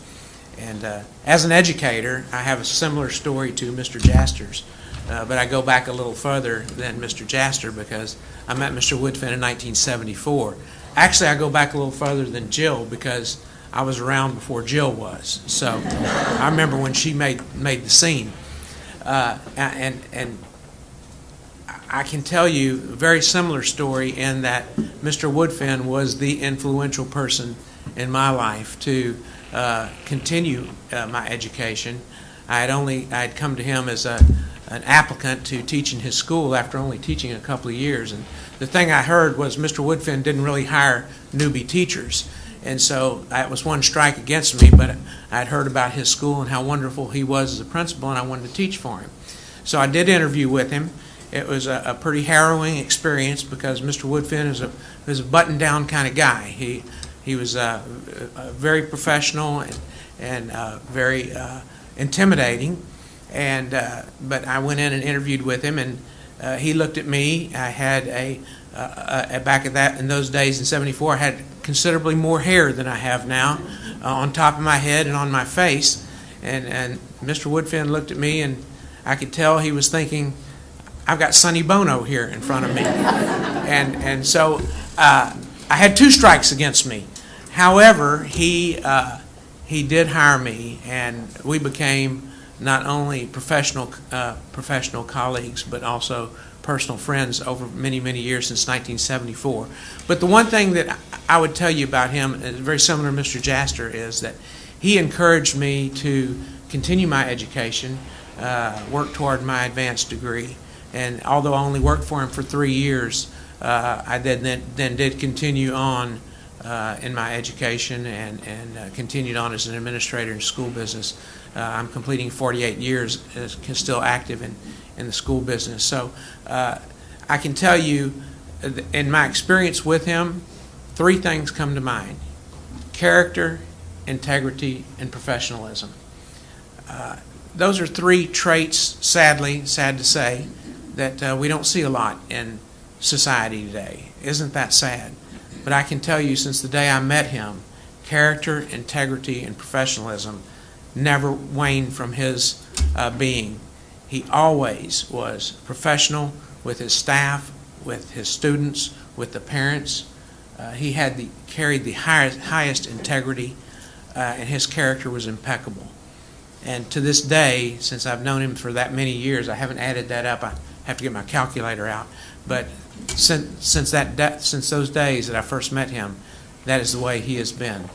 And I can't think of a person who, as an educator, you heard Jill talk about the things that he's done in his life as an educator, many, many things. But there's one thing that I would like to leave you with. Every decision he ever made was based on children. What was the best for the children? He had to deal with parents, and he had to deal with other administrators, and he had to deal with policies. But every decision he made was, what was the best thing for the children? And that was the most impressive thing that I can tell you about Mr. Woodfin, of the many, many things. So I thank you tonight for letting me come and talk to you, and I would encourage you, I know you have a tremendous responsibility in deciding the names on school buildings, but I can assure you, if you name a building after Mr. Woodfin, it will make all of us proud in the Lamar School District. Thank you very much. Thank you. Our next speaker is John Guerin.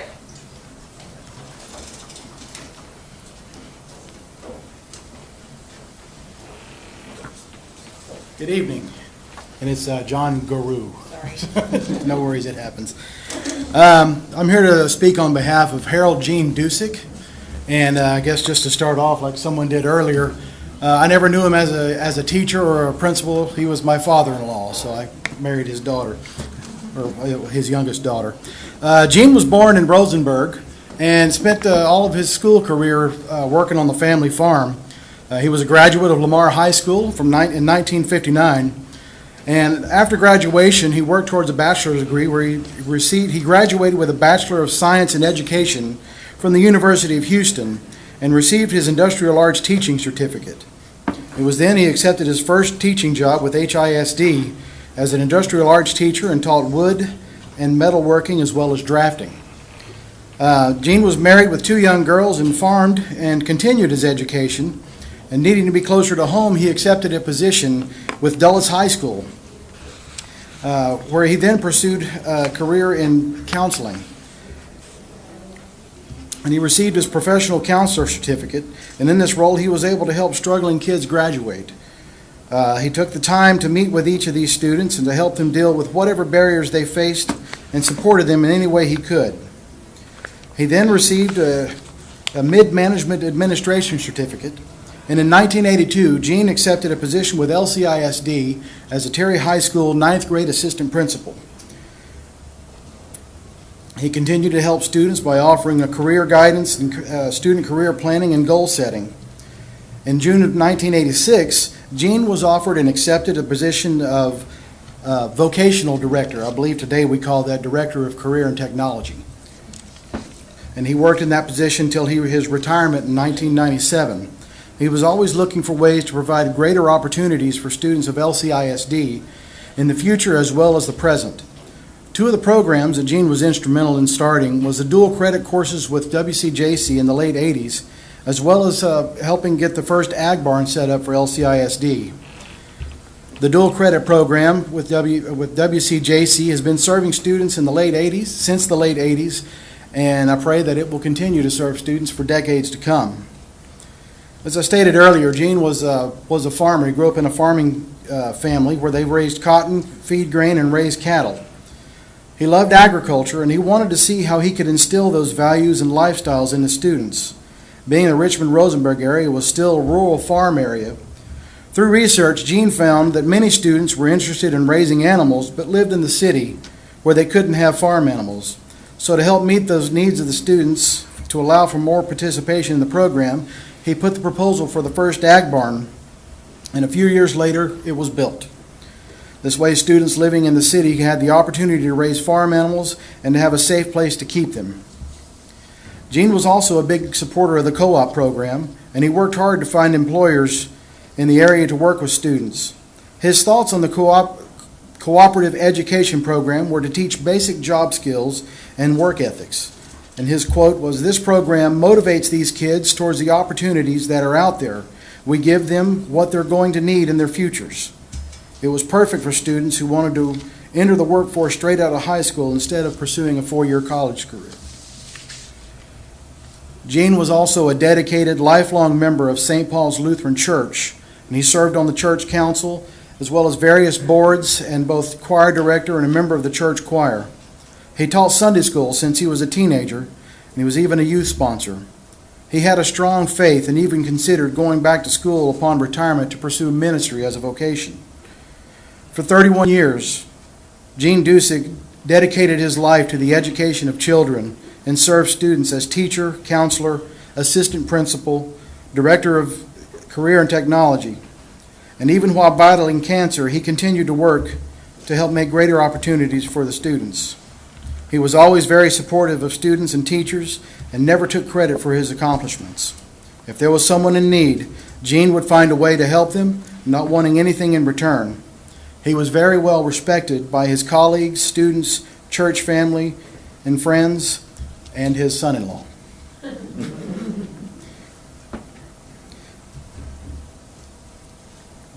I can think of no better way to honor him by naming one of the schools after him. He made a real positive influence on my life, and I thank you for your consideration, and I thank you for your time. Thank you. Thank you. Our next speaker is Rhonda Dettenbeck.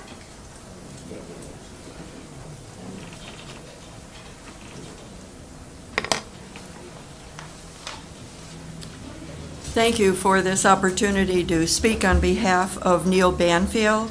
My name is Rhonda Dettenbeck, and I am pastor at First Presbyterian Church, and that's how I got to know Neil. He is a man whose characteristics and attitudes and integrity are something to be honored by naming a school after him. Through life experience and skills and talents that the Lord had given him, Neil was a husband, a teacher, a father, and a farmer. Then he provided for his family. He was actively involved in his church and community, but he was so much more. He was a man of many facets and abilities. He was a man who cared for the people around him, and in his own quiet way, often anonymously, he offered advice or financial assistance, or provided help, and in so doing, he gave himself away to other people. He was truly a Renaissance man, a person, the dictionary says, whose expertise spans a significant number of different subject areas, referring to the Renaissance time period. A man who does everything and does it well. That was Neil Banfield. In conversations with him at church, I came to know and respect him. He had a smile on his face, the love of the Lord in his heart, a rosebud in his lapel, and it seemed he had hands that almost itched to help other people. You could ask him anything about gardening. He was a rice farmer and knew well how to plant tomatoes and cure weed problems in the yard. his advice about a need at the church. Can we move this old choir platform to some other place? He could give you the advice, but then he'd show up with his hammer and crowbar to actually get the work done. He was an architect who helped design and build his own home. He was creative at artworks and carved a vulture that hangs outside the window of his family room, and also created whirligigs that spin around in glorious colors in his yard. He could do needlework, making purses, beautiful purses for his wife. He was a chef who could make luscious hamburgers and provided fish fries for community events, pots of soups, and all sorts of wonderful things. For the Railroad Museum, he designed the landscaping and worked as a tireless volunteer. He could do all kinds of woodworking and ironwork. He asked me once if we could use a manger scene at church, and little did I know, when I went to pick it up to display it at church, it was in shopping bags and boxes. Each of the nativity figures had been made out of iron that Neil had made. He was a repairer. There were so many things at church that bear his mark. His workshop was a wonder of furniture that needed to be repaired or refinished. It had drawers with nuts and bolts and pieces of electrical wires and tubes, projects that were waiting for his hand to complete. Although he never held an office, he supported the candidates in the community, and he was politically active, even serving on the school board. He said that the Scouts helped shape his life, and he continued that interest even as he mentored the young people at church, offering advice and offering ways to help. He was truly a man of God. He crammed so much into all areas of life, truly a Renaissance man. He could do anything that he put his hand to, qualities that any young people would be proud to have their school named after him, as he exemplifies those talents and skills and abilities of integrity that we want to imbue in our young people. He used his many talents to touch and enrich so many lives. I'm going to close with something that was special when I thought about him. Someone once said to me, "Pastor, if all we do in heaven is stand around the throne of God and sing praises 24/7, I'm going to be bored." I imagined that Neil would have been bored too, but he's not.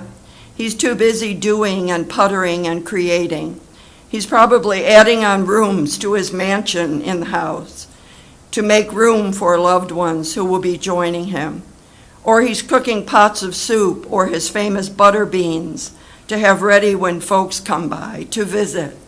He's planting his tomatoes and flowers to share with others. Or maybe he's making whirligigs to amuse the children when they stop by, to laugh and play.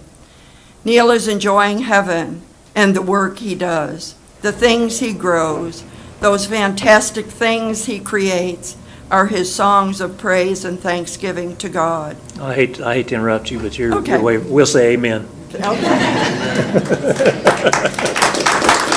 have two speakers, Zella Johnson and Robert Willis Jr.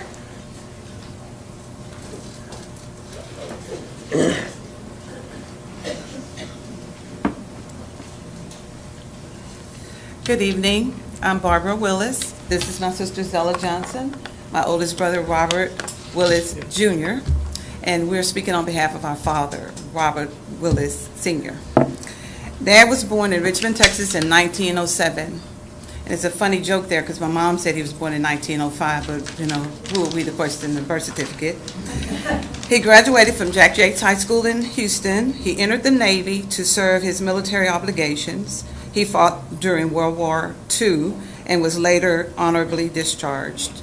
He attended Tyler Barber College and became the first black licensed barber in Richmond, Texas. He was a proud owner and operator of Willis Barber and Beauty Shop in Richmond, and we all grew up with everybody in the neighborhood telling us my dad used to cut his hair. He sold life insurance for Atlanta Life, for 11 years in Richmond, in Rosenberg, and the surrounding areas. He always saw the importance of being insured. He later was employed at Duval Sulfur Plant, some of you are too old to remember that, in Orchard, Texas, and he retired after 21 years. Historically, he lived in this area a long time, and he was devoted to his family and a public servant. He was a mentor to many students from Richmond to Wharton and other areas. He taught them the importance of dressing professionally, speaking properly, being respectful, and encouraged young people to stay in school and get an education. My sister said she had perfect attendance in high school, and from 7th grade to 12th grade, she only missed 4 days. I think that's awesome. Notice I said my sister. I'm not sure how many days I missed. Probably a little bit too. But that was important for us to go to school. He then drove a car full of students to Prairie View to pursue higher education in college. As a child of Robert E. Willis, I'm proud to say 6 out of 8 of us graduated from Lamar High School. We were members of the band. They were members of the band. I was in choir, but fine arts, and went on to pursue degrees. He supported the Band Booster Club for all 6 of his children and PTO organization. My mom would bake cakes and pies and donated them for fundraisers. He unselfishly gave of his time by picking up and taking students home from extracurricular activities. So a lot of the kids that were in band and sports, their parents didn't pick them up. My dad would take them home. And then they would yell at us because my dad was late. I was like, where's your dad? But he was there. He unselfishly gave of his time because their parents had transportation issues. Robert Willis Sr. was instrumental in starting music at Northside Elementary School, currently Seguin Elementary. He signed his oldest son up for his first private lessons, and other parents followed suit. He was Sunday school superintendent for 50 years, and at one of the oldest Baptist churches in Richmond, while he encouraged, motivated, and instilled Christian values in the church and local community. He would also then pick up students and bring them to church, to Sunday school. He passed in 2001, and he was in Caitlin, and one of the workers said, I remember your dad had a chant, go to Sunday school Sunday, go to Sunday school Sunday, help to make you grow, help to make you glow, and help to make you go. And he did have that chant. Throughout the community, he was a humanitarian. The late Mayor Hilma Moore of Richmond said that about him at his funeral. He made sure he was there and got up and spoke about him. He was a Fort Bend County delegate to the State White House Conference on Aging, which was held in Dallas.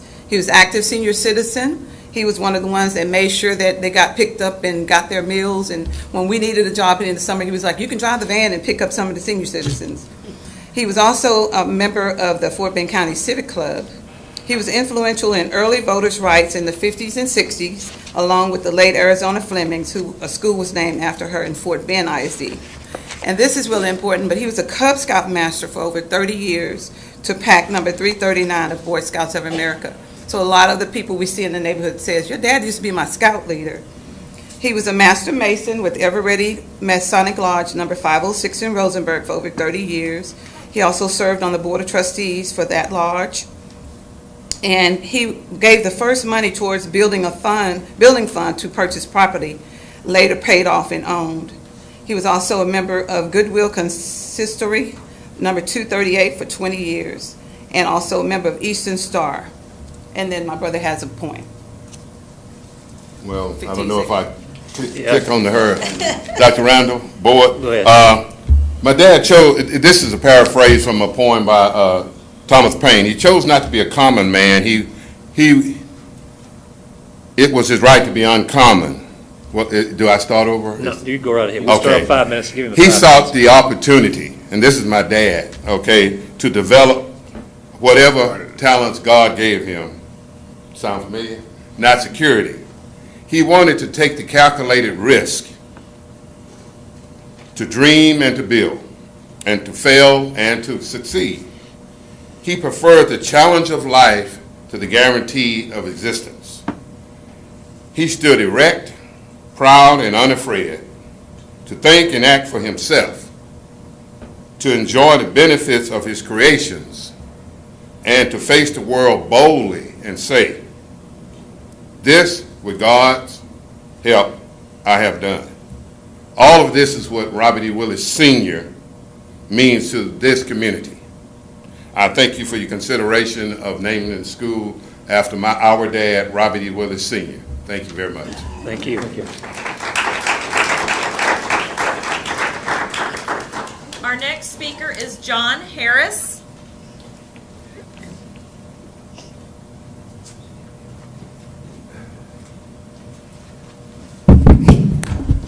Now I know how Kevin Bacon felt in the movies Footloose. Just need John Lithgow right over here and we'll be great. My name is John Harris. I graduated from Lamar Consolidated High School in 1990, which seems like a long time ago, and then I heard some other people speak and I felt like, okay. I'm also the valedictorian of that class, and I probably will go down as maybe the biggest meathead valedictorian there ever was. And I had about 8 to 10 friends of mine that were about the same. And so probably knows, because we used to tear up her house many, many years ago. But in August of 1986, same group of guys walked into the classroom of Maxine Phelan, and our lives changed. We walk in, I'm about the same size, a few pounds less. We walk in, 6 foot, 180. We walk into the room, chatting, talking. It's 6th period, so it's the one right before football in 7th period, right, Coach? And you know what happens. So we're just full of it, ready to go. Bell rings, 4 foot 10 inch, full of sound and Shakespearean fury walks in. And all of a sudden, you've never seen a group of meatheads just snap to at that moment. And when she walked in, it changed all of our lives. And when I think about education, my parents were educators. They taught with Miss Phelan. In fact, for the first 3 years I lived here, I'm from Wisconsin. Don't hold it against me, please, or Miss Phelan. My dad told me about Maxine. Maxine. I'm middle school. I don't know who Maxine is. I have no idea. But when I walked in that day, I met Miss Phelan. And she will always be Miss Phelan to me, as she will for a lot of people that had 4,000 or 5,000 people that were part of her classes. And that day it changed for all of us because she got us all where we needed to go. She pushed us. She encouraged us every single day. The enthusiasm that she had for English, that was one thing. But the enthusiasm and the contagious energy that she had for us as individuals, as a group, as a collective class, that was something different. Like I said, I've been around education a long time. And you've met all kinds of teachers. All of you have. You've been around teachers that they just put the time in. Punch the clock, boom, they're out. June hits, woo, off to the beach. Then you have the good teachers that when they sign that one-year contract essentially to teach you, they give you everything they've got. Saturday and Sunday, grading papers, doing everything possible. And then there are the elite teachers. The ones that sign that lifetime contract that you don't even know about it. And the teacher doesn't know about it. But they stay with you for a lifetime. Maxine Phelan is right here for a lifetime. She is here for a lifetime. Wherever I go, whatever I do. And I carry one of these for a living. That's what I do. I'm on the sidelines of the Houston Texans. I talk, I write, I do football stuff, basically. But I do it all with her guidance. Because, as my daughter said, I could math, I couldn't English. Miss Phelan got me there. And when I tell you about a lifetime contract, I'll tell you this real quick. Do a radio show. I was 2 years into my radio career. And I don't even know if it's over there. The First Citizens Bank, is that bank still over there? Over where the HEB is? That didn't even exist when I was in high school, so that shows you something. But I've been doing the show for 2 years, and Maxine's son, Mike, he was a friend of ours, and he would say, man, my mom listens to you guys every day. And he's like, she doesn't like when you guys get off topic, though. And I was like, okay, well, that's my co-host's fault. So she comes out to the remote. Now, John and Charlene never been to one of my remotes. Maxine Phelan comes out to my remote, and I see her at the remote. She's there in the middle of the segment. And I'm like, I'm so excited. I haven't seen her in a while. And so we finish up the segment, and I go walking over to see her. And as soon, before I can give her a hug, she goes, Johnny, it's who, not whom. Then she hugged me. And then she got mad at me because I was upset about the Astros pitching staff, but that's just Miss Phelan. That was the width and breadth of the woman that one day will have her name on Lamar Consolidated Independent School District School, as it should be. That man right there has one. Maxine Phelan needs to have one as well. Now, I'm not in the business of telling you guys your business. You've got a lot of great people out here, and you guys have done a fantastic job. Lamar LCISD is incomplete without a Phelan school in this district. And I speak for 5,000 of my brethren. Some came before, some came after. Thank you all very much, and best of luck to all of you. Thank you. Thank you. Our next speaker is Ross Torres. Good evening. I'm Jay Bird. You weren't a meathead.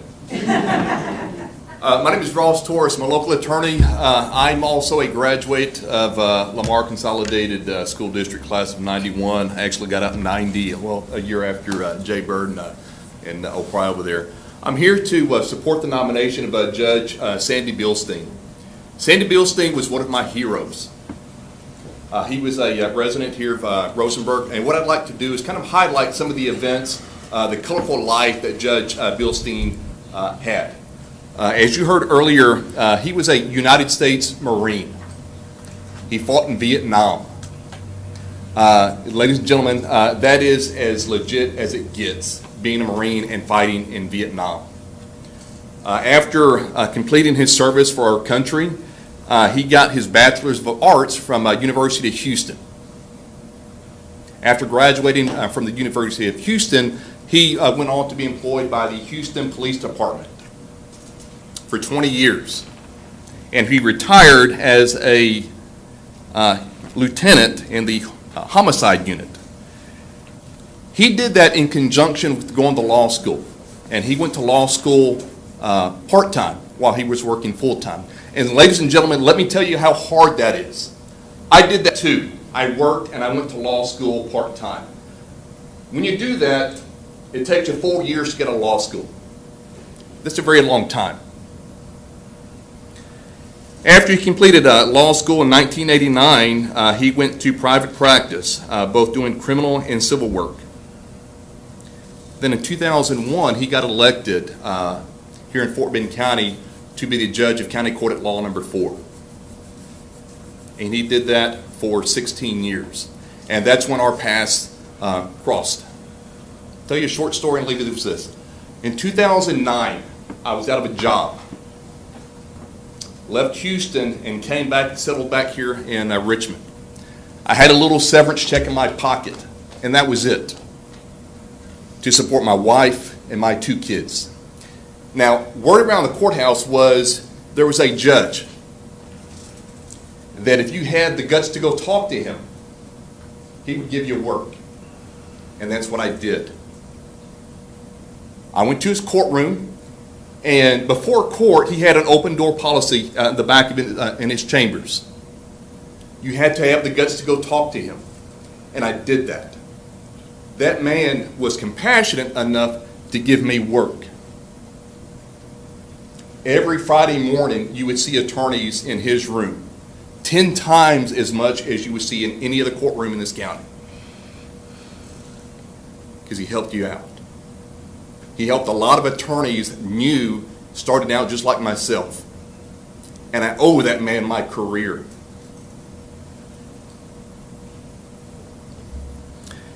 Let me highlight the work that he did with the juvenile clients or defendants that came before him. I remember a young man who got into a whole heap of trouble.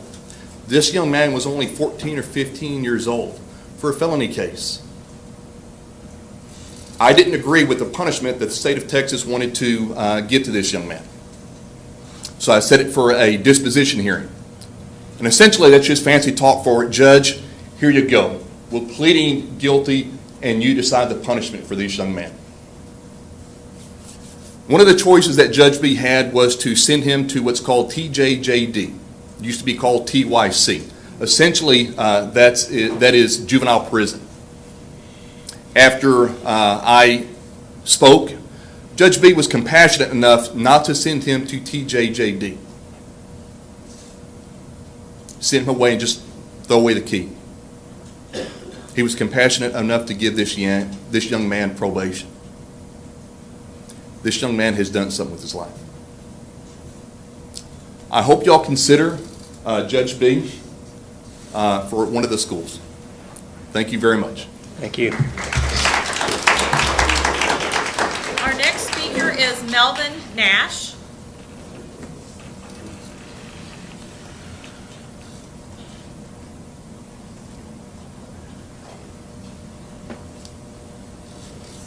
Melvin Nash.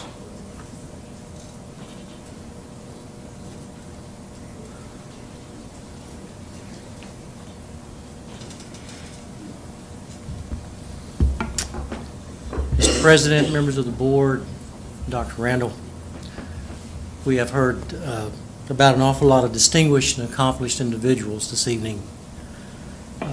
I appreciate them all and I honor them all. It makes this nomination even hard. I visit with you this evening regarding the nomination of Viola Gilmore Randall, our nominee for the district's next namesake. A lady that my family has gotten to know personally over the years, a lady that all who know her have a great deal of respect for her. Watching the national media, I frequently hear commentators tell me that someone has broken the glass ceiling by running for this office or that office, or they will break the glass ceiling for the first time by doing such and such, or will be the first to accomplish all manner of things. Our nominee, Viola Randall, broke that glass ceiling years ago, and in doing so, reassured the community of Fulshire, Texas, a community that was divided on the basis of color, that anyone can contribute to the common good regardless of their sex, ethnicity, or race. Allow me to make the case for why Viola Randall is the perfect namesake. The perfect namesake model for our young people. If we are truly interested in asking our young people to contribute to our community in some extraordinary way after they leave our schools, and if our goal is to encourage our children to live a life of accomplishment and one that gives back to the community, a life that is full of service to others, no other person serves as a better role model than Viola Randall. A child of sharecroppers on the Walker farm, she had her own hoe that fit her small hands and a tube-shaped fitted sack for gathering cotton. She contributed to the family by picking cotton and collecting potatoes. As a child, she made most of her own clothes and lived in a community like so many others at the time, divided by race. Married for 50 years and still lives in the small home she and her husband Lloyd purchased in 1950. A member and a leader of the Zachary Baptist Church for 60 years. In 1970, while her husband worked for Uncle Ben's Rice, she decided to purchase a truck and start hauling trash.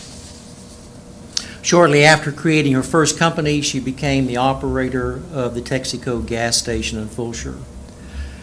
In 1977, Viola Randall spearheaded the effort to incorporate the city of Fulshire. She served on Fulshire City Council for 10 years and was appointed by Mayor Francis Smart as Mayor Pro Tem. Viola Randall served 2 full terms as Fulshire's first black mayor in the mid-90s. During her 2 terms, she accomplished much.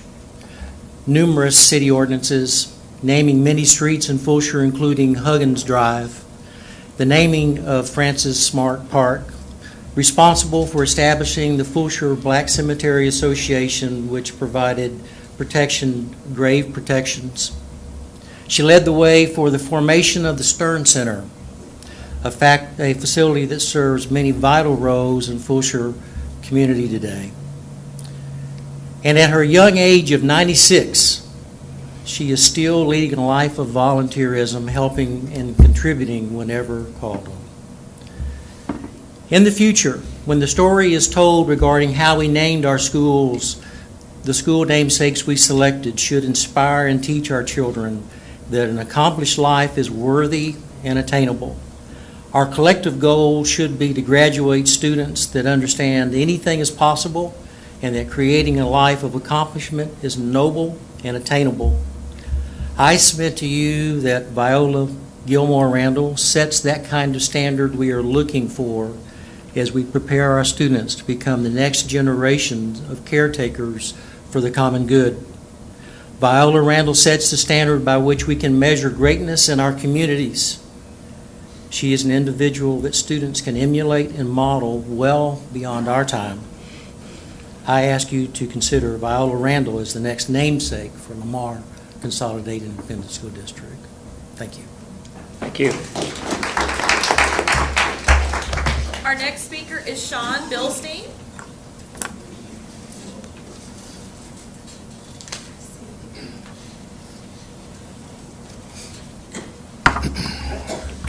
Good evening. My name is Sean Bilstein.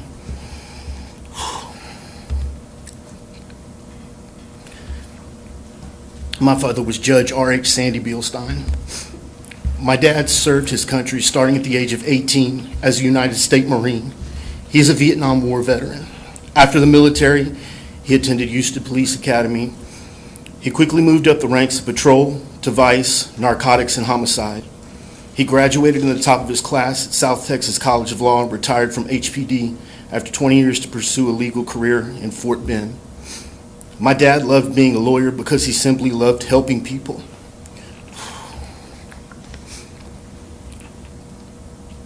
He did more pro bono work than he'd ever admit to because he believed in himself to deliver favorable outcomes for his clients. I would often find him buried in law books and surrounded by legal pads as a kid. He believed in people, and he believed in not giving up on someone. As an attorney, he inspired his fellow military family and first responders to become attorneys as well. If he had a way to help someone, he would do so. If he didn't have a way to help someone in need, he'd find a way. In 2001, he was elected the first judge to sit on the bench of County Court Law Number 4. He was an amazing judge. I often have attorneys tell me how Dad appointed them their first case and how his open door policy helped them become better lawyers. Some of these same lawyers are now judges. He started the first DWI court in the state of Texas, and it remains a huge success. This court helps those people who seek help with their addiction to get help they need. It was a voluntary three-phase program that lasted at least 12 months. The first phase required them to come see him once a week. If they felt they needed help, he allowed them to come see them throughout the week as well. Once phase 1 was completed, they moved on to phase 2, where they would see him once every 2 weeks. When they were done with phase 2, they would move on to phase 3. During this phase, they would come in and see him once a month. They were then on phase 3 till they were no longer on probation. But it didn't stop there. He would have a graduation for them and give them gifts and certificates of completion. I know this to be true because I was often with him when he'd go to different stores for different people. But even after graduation, he had an open door policy for anyone that needed someone to talk to. I can recall many times someone coming up to him in the store and shaking his hand or hugging him because he believed in them when no one else did, or he saved them from continuing down a path of destruction. It always made me proud, knowing my dad wasn't a doctor, but yet he still found a way to save lives.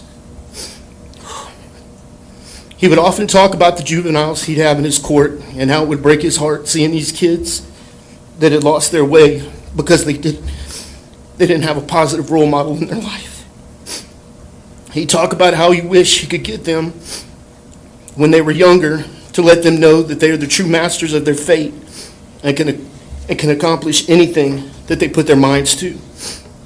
Little did I know, one day I would have an opportunity to do what he always wanted to do, as I was recently blessed to take over the Pecan Grove Gators football organization. I now have the ability to reach and mentor children before they become adults. I use my dad's advice and guidance when working with the kids to make each kid feel like he or she can do anything that they truly put their mind to. My dad's passion and love for helping others was instilled in me as a child, and I'm now a better man because of him. During the first flood in 2016, I called my dad to let him know how many people in Fort Bend County were in shelters that didn't have access to food or water. I didn't even finish my sentence, and he told me to find out what was needed and to use our restaurant to take care of each and every shelter we could possibly handle. So we did. We made several trips to Sam's to buy what they had available several times. I was told it was estimated that we fed between 3,500 to 4,000 grateful people. A few local papers wanted to do an article on what we did, but Dad told them we didn't do what we did because of notoriety. We did it because the people in our county needed us, and to use the article space to thank the shelters and the first responders because they were the real heroes. When my father passed away, April 2nd, 2017, Fort Bend County lost more than a county judge. It lost a legend of a man who gave his heart and soul into making Fort Bend County the greatest county in the state. To this day, strangers come into my restaurant just to hug me or shake my hand and tell me how my dad influenced their lives, showing them love, compassion, mercy, or simply gave them a chance to prove themselves. Just this past Sunday, which was St. Patrick's Day, I had someone come in I'd never met before, and it gave me a hug. While they were hugging me, they started crying and whispered in my ear. I'm sorry, Mr. They're 5 years sober. Mr. Bilstein. And they owed it to my father. I'm sorry, but your time's up. That's fine. Thank you. Thank you. Our next speaker is Carol Kalinowski.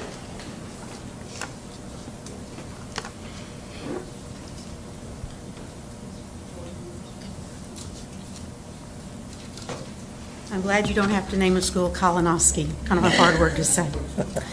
I am Carol Kalinowski. I'm here to speak about, I'm glad that you're giving me the opportunity to speak about a one-of-a-kind man who I feel is very deserving of this dedication. His name is Neil Banfield.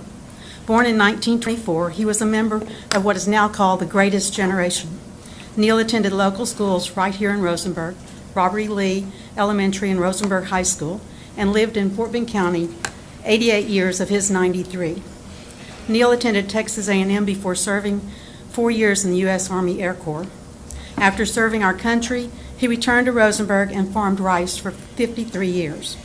He was a kind and gracious individual with a heart as big as Texas, giving back to the community and the local youth by serving 14 years on Lamar Consolidated ISD Board of Trustees, and was active in many local organizations, always contributing both time, money, and talents to all, especially the youth. Some examples of those were the Leaf, where he never said no when asked to participate in Men Who Cook for the Leaf program, Fort Bend Museum, now known as Fort Bend Historical Association, Rosenberg Railroad Museum, Fort Bend County Fair, in such events as the Senior Citizens Day, the President's Reception, the Cowboy Camp, and the Miss Rodeo USA reception, which provided scholarships. He was also very active in the First Presbyterian Church here in Rosenberg. As Pastor Johnson expressed to you earlier about all of his talents, he did all those things, but he did it for others. And he was always there, donating items for auctions and community events for the Leaf Foundation. And the plants and flowers that he grew and the vegetables, he would give them for friends or anyone who needed them. He never failed to lend a helping hand. He shared his time and his talents, and he never said no to anyone that he could help. His family, his wife Carolyn, daughters Beverly, Duffy, Sally, and sons Andrew and James, as well as his grandchildren, all attended Lamar Consolidated Schools. His work ethics would be a fine example for the students that would attend a school named after him. Thank you for considering Neil Banfield. Thank you. Thank you. Our next speaker is Linda Rubla-Cava. I tried. It's okay. I want to thank you, Dr. Randall, and the Board of Trustees for allowing me to speak. I'm going to get emotional. Everybody's getting emotional tonight. But I didn't prepare a speech because I'm going to speak out of my heart. And the first thing I think of when I look at Lamar, and when you name a school, look at the mission statement. What does that stand for? What do we want our schools to stand for? The mission statement. That's Mr. Harry Wright.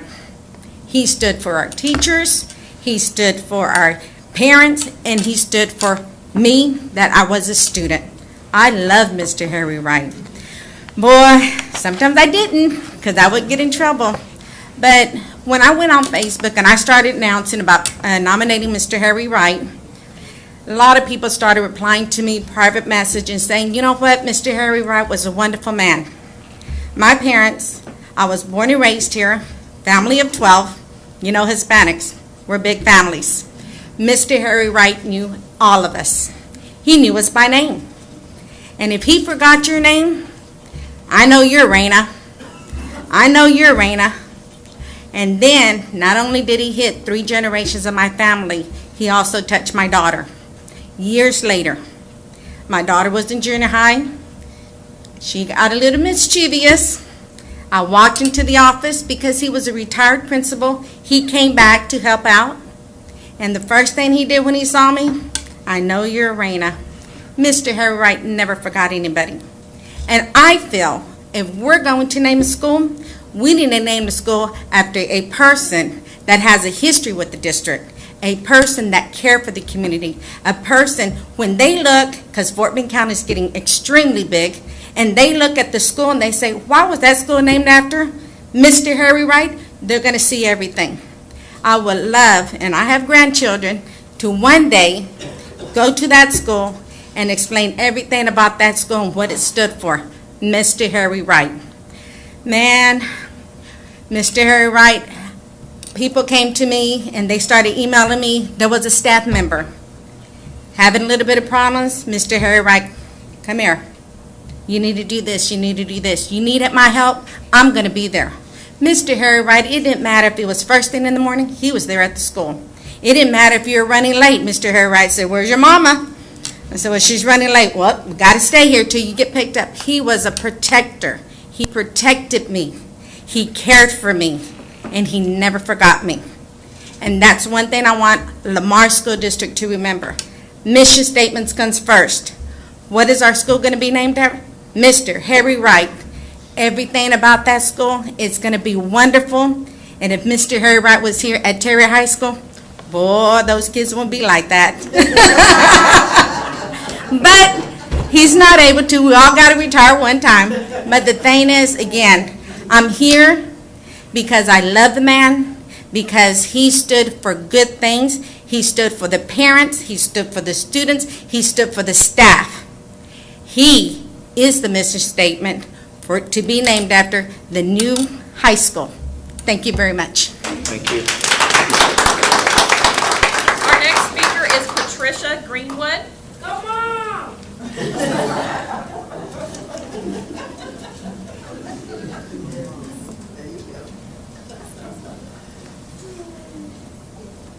Good evening. My name is Patricia Greenwood. I'm a proud product of Lamar Consolidated Independent School District, graduate of Lamar Consolidated High School 1993, and at this moment my kids are currently students here at the district. I am honored to stand before the school board and the community to present a school naming nomination. Joshua Chamberlain once wrote, "The power of noble deeds is to be preserved and passed on to the future." Robert C. Tate is an appropriate name for an upcoming school because he was a driving force in Lamar CISD in the 1980s. He aimed to meet the needs of the students he worked with. When Mr. Tate was my counselor at Crockett Middle School, now Seguin, I remember him being a motivator and a role model. He encouraged us to be our best and to give our all no matter what. Mr. Tate taught character traits and modeled how to let them shine, even during our worst days. He was a very patient and noble man who exemplified great moral and ethics. Mr. Tate attended Houston-Tillotson College in Austin, Texas. After serving in the United States Army for 2 years, he returned to receive his undergraduate degree in education. He also attended Prairie View A&M University, University of St. Thomas, and the University of Texas at Austin to receive other certifications. Mr. Tate dedicated 34 years of service to the education field. 29 of those years were completed in our beloved LCISD. He served as a teacher, coach, and an at-risk counselor. He was a dedicated member of Mount Vernon United Methodist Church in Richmond, Texas. Unlike my peers, I had the privilege of knowing Mr. Tate personally as well. He was the same influential man both in school and at home. He always promoted success and education. Mr. Tate played an instrumental role in the decision of me becoming an educator. His legacy of serving people and the community has been an inspiration to all whom he's encountered. It would bring great honor to his legacy and our community to name an upcoming school after Mr. Robert C. Tate. Thank you for your time. Humbly submitted by Patricia J. Greenwood. Thank you. Thank you. Our next speaker is Matt Jackson.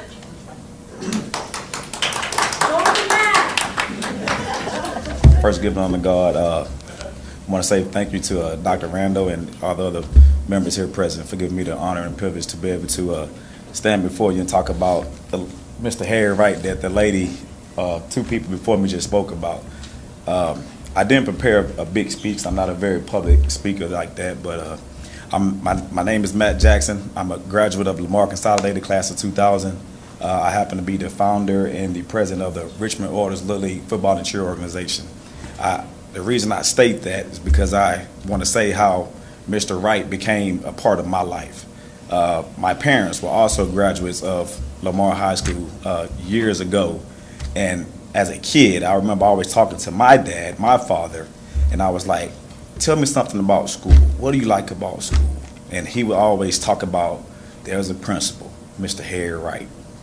And he always say, you know, Mr. Wright, the things that Mr. Wright would do, how Mr. Wright was very well respected in the community, in the church, and things of that nature.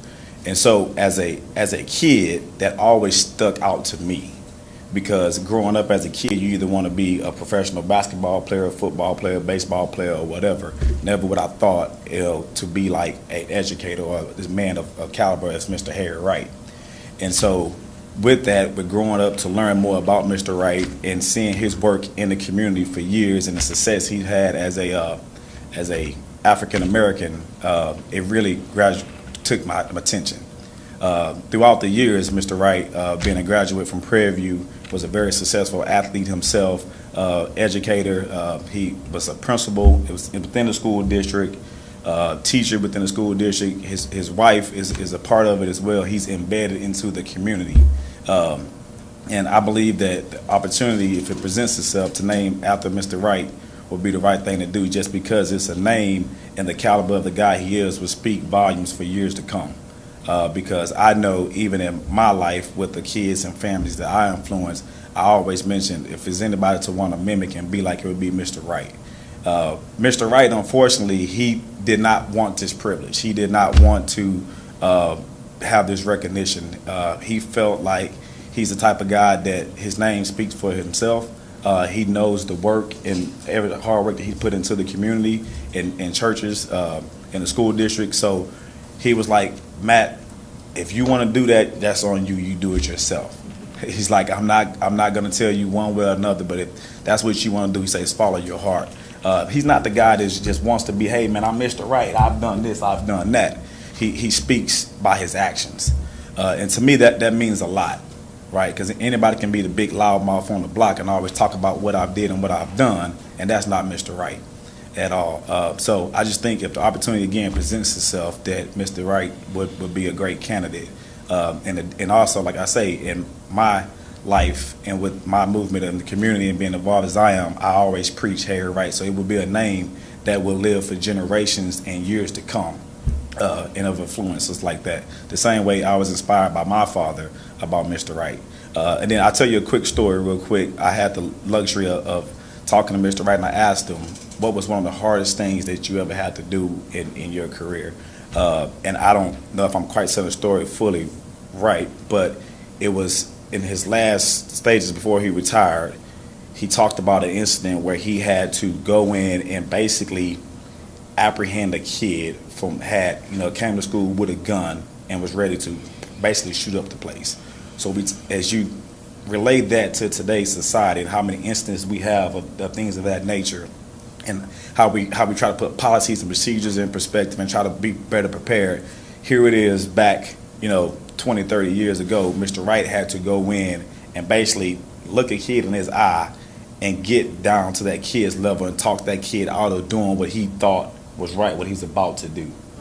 So to me, that's just hard. That's hard to do. I would probably be terrified to do that. I'm terrified here speaking now. But I just think, again, for him to be able to relate to a kid, 30 years of being in the teaching industry, 30 years later, I think that speaks volumes. But 'cause I'm a millennial, and for me to be a millennial, I would say, a lot of the stuff that the older people say is like one ear out the other. So I think that speaks volume of the type of character that Mr. Wright is. And again, if there's a name or a person to be said, I believe Mr. Harry Wright would be the person. Thank you for your time. Thank you. Our next speaker is Nicole Wilbanks. Is there a Nicole Wilbanks? M. Teresa Perez.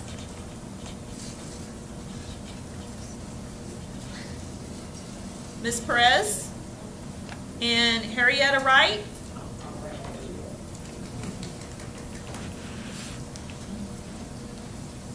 Good evening.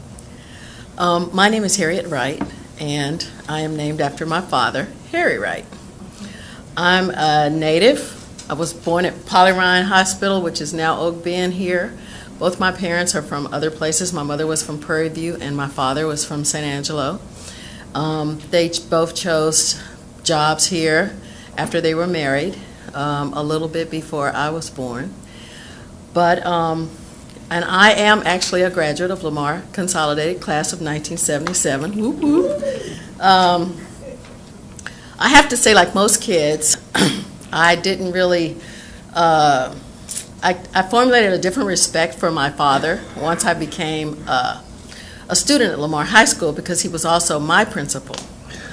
And it's one thing to have him as daddy and know him as this larger-than-life character, but it was another experience to have him as principal, because I was able to see him through my classmates' eyes and my friends' eyes and other teachers and other professionals. My father is a man of great character, and he has always been that way. But I have to say, my time at Lamar changed my perspective on what type of man he really is. He's been entrenched in this community, and I think if you're going to name a school after someone, it should be someone who is dedicated to education, has exhibited a certain amount of social responsibility in our community, and also of high moral integrity. And all those qualities are qualities that my father has, and he's exhibited time and time again. To just touch on the words that the incident Matt was talking about, when I first heard about that, I couldn't believe it. I was probably in my 30s when that happened. But, and I said to him, I was like, Daddy, what were you thinking? And what happened in that incident, I have a little bit more detail than you did, Matt, is that it was about 2 minutes before the bell was going to ring at Terry High School. And all the students, it was in the middle of the rotunda, and when the bell rang, all the students were going to converge out of their classrooms.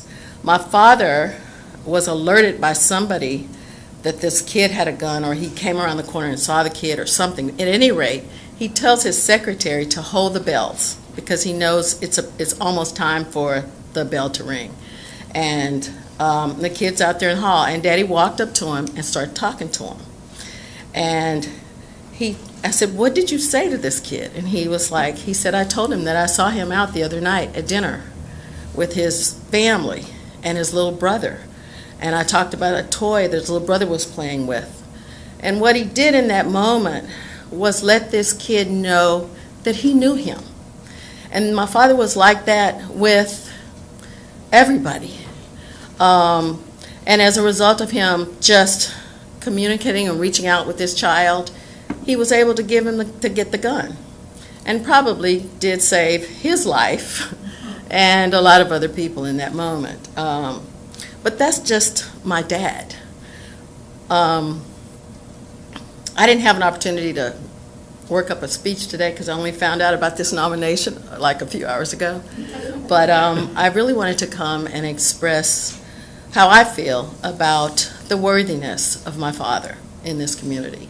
He started out at A.W. Jackson, which is now I think Jackson Elementary, and he was a coach and a teacher there. We lived in that community as well as, and things were segregated at that time. And so there were a lot of African American teachers that lived there too.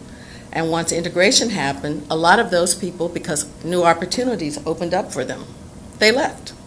My father had many offers to leave and chose not to because he was committed to Richmond and Rosenberg and to Lamar Consolidated Independent School District, and he did stay.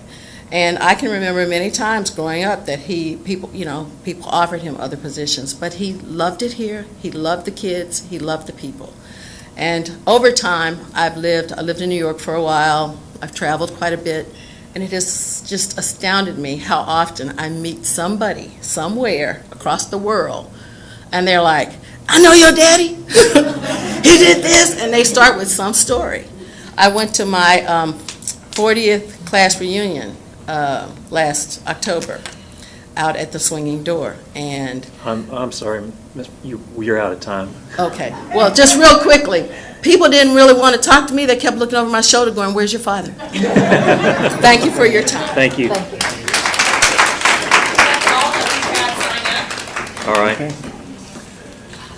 Well, you can see the problem we've had. We've had presentations on 19 different people tonight, and we have 4 that we have to choose. And you tell me who you throw out from tonight. So, anyway, thank you so much. At this point, we'll close the public meeting at 8:41, and let's take a 10-minute break. We'll come back in at 8:50. 9-minute break. If we could, we've got. We'll go ahead and get started. We're going to start off with item number 5 on our action items. We have a presentation on that smart tag hardware and software.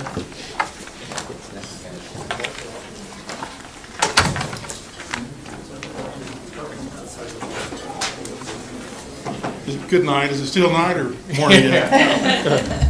We're going to be quick. We're just getting started. Quick. I don't know if any of you have ever spent an adrenaline-filled afternoon in one of our dispatch offices. I could recommend it, but if you haven't, one of the most common calls that we get from a parent is, "It's 3:04, my child was supposed to be here at 3:02, where's he at?" And so even though we typically answer those questions really quickly, the 2 or 3 minutes or 10 minutes or whatever it takes can be kind of stressful for the parents. So one of the things that we've been looking at, I know the district started looking at probably at least 5 years ago with a recommendation from a TEACS audit that was done from the Texas A&M Engineering Extension Service. It was in place that we were looking at it, at that point 5 years ago. About 3 years ago when I came, we were talking about it. It was included financially in the 17 bond, and it was also a recommendation from the operational audit that we had a couple of years ago. So we've got to the point where the money became available. We've done the research. We've looked at the products that are available, and we want to recommend the Smart Tag product. Now, what we hope to do with this is to provide quicker information for us, for the schools, and most importantly to the parents. With this product, the kids will scan on and off the bus, and through a parent portal, parents will be able to tell immediately when and where their child got off the bus.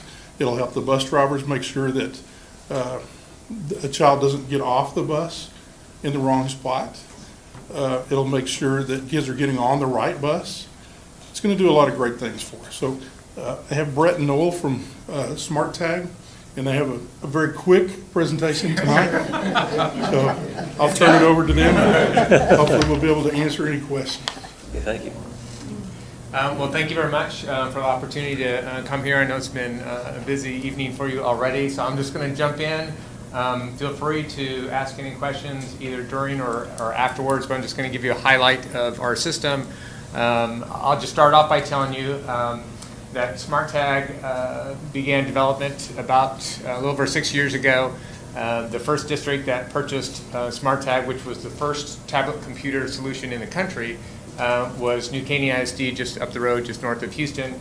So it's been in full deployment for 5 years, probably 2-3 years longer than our nearest competitor. So it gives you a little bit of background of the product itself. So we can just go through it really quickly. I can tell you that SmartTag utilizes cloud connectivity. So it's the newest platform that everybody's migrating towards. We already started off with that platform. But by having that cloud connectivity, we utilize a driver app, which is a rugged tablet that goes on the bus, an admin portal, campus portal for all your campuses to have visibility of buses going to their campus, and also a parent portal. With that, it's going to give you live visibility of the students that are on your bus by name. So it's not just going to be a count, but which students by name are on the bus. Of course, fleet-wide GPS, so you know where all your buses are located. Electronic pre- and post-trip inspection, which every driver has to do prior to taking the bus out onto the road. And then there's also several communication tools that we have throughout our app. So very quickly, I'm going to talk about a couple of things about the driver app. Now, this is what goes on the bus itself. This is a screenshot of the pre-trip inspection. So we highlight the area of the bus that's going to be inspected. If there's a problem, all the driver does is tap on the report a defect button, gives them a list of inspection items for that area of the bus that they're inspecting. They just tap on whatever the item is that has a defect, and then we give them kind of canned defects on there. So that way it's very quick for the driver. They just tap it and go. Then they enter their mileage, which is important for your mileage reports. Also, they can put in what their fuel level is. We have electronic seating charts. I actually drove a bus at Dalton ISD, and so I know how important the seating charts are for school districts, more so in Texas probably than any other state that we've been to, but so that's all done electronically. We actually can customize them for each bus also. So if you have a special ed bus that has different seating configuration, we make it look exactly like the bus. When the bus starts rolling down the road, we get this question a lot. Can the drivers interact with the tablet? No, they can't. We lock it down. But we get some very important information for drivers. So we'll tell the driver always how many students are on the bus, how many students are going to be dropped off at their next stop, the time, and what their next stop location is, and what time they're supposed to be at their next stop. So this is, in fact, Mike just mentioned this. So this is probably one of the biggest problem areas for any school district across the country. And you can just Google students at a wrong stop and you'll get a plethora of different news items. So like this 6-year-old that was dropped off the wrong stop and kind of wandering around for quite a while. It was 3 kids, siblings that were dropped off 3 miles from their home. And this is probably kind of near and dear to me because I was actually a monitor on a special needs bus for a period of time before I was driving a bus. And so this was a special needs student that was dropped off at the wrong location. So our system for 5 years is preventing that from happening. And the way we do that is we utilize visual and audio cues. So the example, the tablet, the left-hand side would be a student that's loading on the correct bus, and the same color screen if they're unloading at the correct stop. The one on the right is not, and I'm not sure if this will go through as far as any sound, but oh, it does. Okay, so that's the chime that a driver would hear if it's a good load or unload, and if it's not, then we get their attention with this. It's a little bit louder than that on the bus, but that way they get their attention and they know, okay, it's the wrong stop for that student, and they keep them from making that mistake and getting off and wandering around in the neighborhood where they shouldn't be. We also have a patented feature of SmartTag. So the district that I drove through for was pre-K through first grade, had to be released to a parent or guardian, and it's probably 98% of your special ed students that need the same.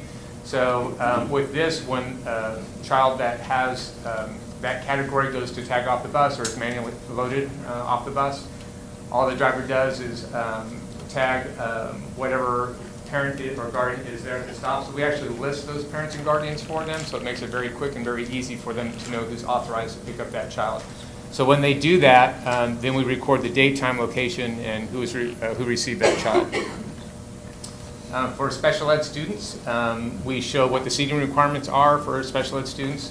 I haven't driven a bus for 6 years, but we're in Georgetown ISD, and I asked the director to hire me as a sub driver so I can get back on, make sure we're doing everything correctly, and actually subbed as a monitor, and this was very helpful for me because I didn't know the students that I was seating on the bus. So this gives what the seating requirements are, if they have to be in a booster seat or seat belted or sit alone or whatever the requirements were.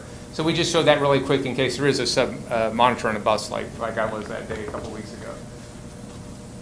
We can show medical information. So if it's a regular ed student, maybe is allergic to bee stings, we can show that. If they carry EpiPen, the example on the right is a student, would be a special ed student that's maybe susceptible to seizures. So we can give that information to help the driver and monitor aid on the bus to help that student if an event like that were to take place. So that's the driver app. We'll look at a couple of features of the admin portal. This is typically what you see when you go to transportation and look at their dispatch office. It'll be a 60, 70, I don't know, I think there's a 100-inch screen TV around nowadays or larger. You can put that in there, and the great thing about this is you see the entire fleet of buses at one time. We color code them so you can see at a glance what buses are behind in their route time, their scheduled route time. But what's great about this is you can click on any one of these buses and we'll open up a window, show you who the driver is, when the route started, how many minutes behind, I don't know if I get my pointer, how many minutes delayed the route is, and this was an actual snapshot from a school district. We'll have an inset of a map, and this will have a little triangle that will be flashing so you can see what direction the bus is headed in. And you can see here the list of names of the students that are actually on the bus. This other tab says dropped off. If you were to click on that, you can see what students have already been dropped off from that bus. If you want more information than that, you want to know specifically what stops they got on or off, you can click on this view activities detail. That will open up this window, which shows the stops. Every one of these stops that are listed on the right-hand side, they start off at the beginning of the route in a gray color, and as soon as there's a student transaction there, we change it to red, so just visually, very quickly, you can tell if any students got on or off at a stop.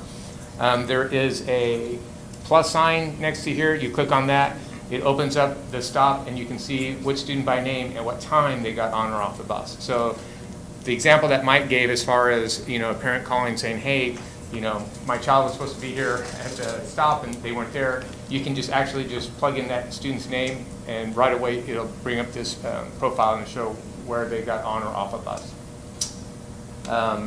This is an example of our notifications. So we can send notifications out to parents if there's any kind of a delay, whether it's traffic, weather, whatever it could be. We can help you set up templates for that. This was an example of Lake Travis ISD that has our system. We can send that out to all registered riders, to just the active riders that are riding the bus, a specific bus, or to one single bus of the parents of the children that are just on the bus instead of sending it out to everybody. So really important feature to have. We also automate reports, Medicaid reimbursement reporting, which is a monthly report. Georgetown ISD that has our system said it took 3 staff members 3 days every month to do that report. Now it's just one click of the mouse for them. We also do state headcount reports and mileage reports, and we're adding reports right now. As a matter of fact, we're compiling information to add more reports. So for the campus, again, campuses can see the buses that service their campus. They can do the same thing. They can click on a bus and see the same information. And what that really does is it not only helps give campuses the visibility of the students going to their school, but it also helps to reduce the calls into the transportation department. For the parents, there's a parent app and parent portal. Parents can look at the writing history of their child. They can sign up for what we call Smart Alerts, which is a text message that will go to them 10 to 15 minutes before the bus arrives at the stop, so they can be at the stop on time. And then also we have a feature called Smart Locate, and this can be configured in different ways. Basically, it's when a parent's child gets on the bus, it will activate a button for a map, and so you can see actually where the bus is going. We can configure it also where it shows the bus going from transportation or campus to a stop. So if a parent wants to know when it's actually going to get to the stop, where they can take their child out in case it's bad weather and they don't want to get them out there too early. So that was kind of lightning fast as far as everything that our system does. Usually it takes me about an hour to go through it, so that was the shortened version. So do you have any questions? It's feature rich. Are we buying all the features, or? It all comes with it. All comes with it? Yes. How soon will this be implemented?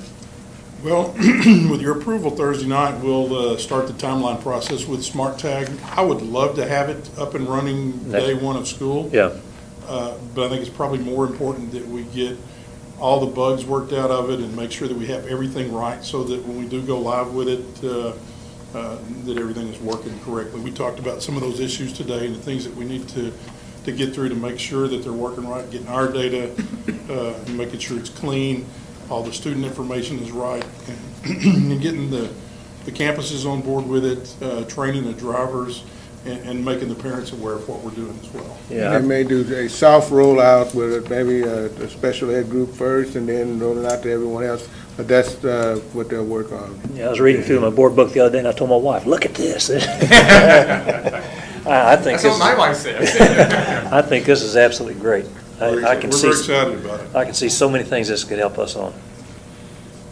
And we've talked to some of the other districts who've implemented, and they all have very, very good things to say about You it. have any kind of incident, you can tell where all your kids are. Just, I mean, that's marvelous. I may be missing it. See the software part of this. Is the tablet provided, or do we buy it? We purchased the tablets. Yeah. So you purchase all the hardware, which is it's a rugged tablet computer that goes on the bus. There's also a proprietary RFID card reader that we produce, and so you purchase that. So you purchase all the equipment, and we'll be installing it for you. So that would happen if the board were to see fit to move forward. That would happen over the summertime, so we could have everything installed on the buses. And their demonstration normally includes a tablet and a stand with everything. We did the quick version tonight. Appreciate that. Any other questions? Catherine? Yeah. What do you do, like in apartment complexes, as far as there's a lot of kids getting off that bus, knowing who's picking them up? I know you have a list of who has permission, but how do they get monitored in a large group like that? It would be handled the same way that we do now. Typically what we do is have the drivers unload the older kids first and get them off, and then the younger ones who now we have the blue card process, that the driver will hold them on to the bus till last, and then once those are the only children left on the bus, they'll let them off one at a time with the person with the blue card. So the blue card's still going to be in effect? Right, and I don't remember if it was shown in here, but there is a feature that for those younger kids, like now we require a blue card, that there's a pop-up screen that will say the guardian required or something to that effect, to let the driver know, hey, this child is getting off, has to have someone there, whether it's a younger one or special needs, either one of them. And, well, I'm thinking like daycares, you know, we drop a lot of kids off at daycares too. So that same blue card still is in effect. Same process. We just have to get the parents to put names. Right. And they have the ability, I think, with Skyward, they only have the ability to list 2 parents' names in there, but if the parent chose to have an aunt or grandmother or whoever, we can put that in via Smart Tag. Do we still allow children to get on the bus to go to a friend's house to spend the night, or to go, that will no longer be allowed anywhere? We haven't done that, I know, since I've been here, since before I've been here. It'll start making a real loud noise when they get on the bus. Wrong place. Bing, bing, bing, bing, bing. Go tilt. Okay, yeah. You're going to have a lot of bing, bing, bing for a while anyway. Start off with. I love this idea. I think the security of the kids, that is just awesome. Well, I think the most important thing for us is for the parent to have that information immediately. Yeah, you know, if they can answer their questions without ever calling us or calling the school, and they know, you know, right away when their child got off the bus, and they know when to expect them home. And that will resolve some issues, because now the kids will know that their parents know where they are. It's just like, you know, following them on this phone. Kids can't go anywhere. Now the parents know where they are. And it has the ability, too, to help us financially. You know, just how the schools have the average daily attendance. We do that, too, but we only do that, you know, 4 to 5 times a year and take the average of the highest 2. With this, we'll get a report that will give us the attendance for every single day of the year, and we'll get the 2 highest days of the year. So it could benefit us.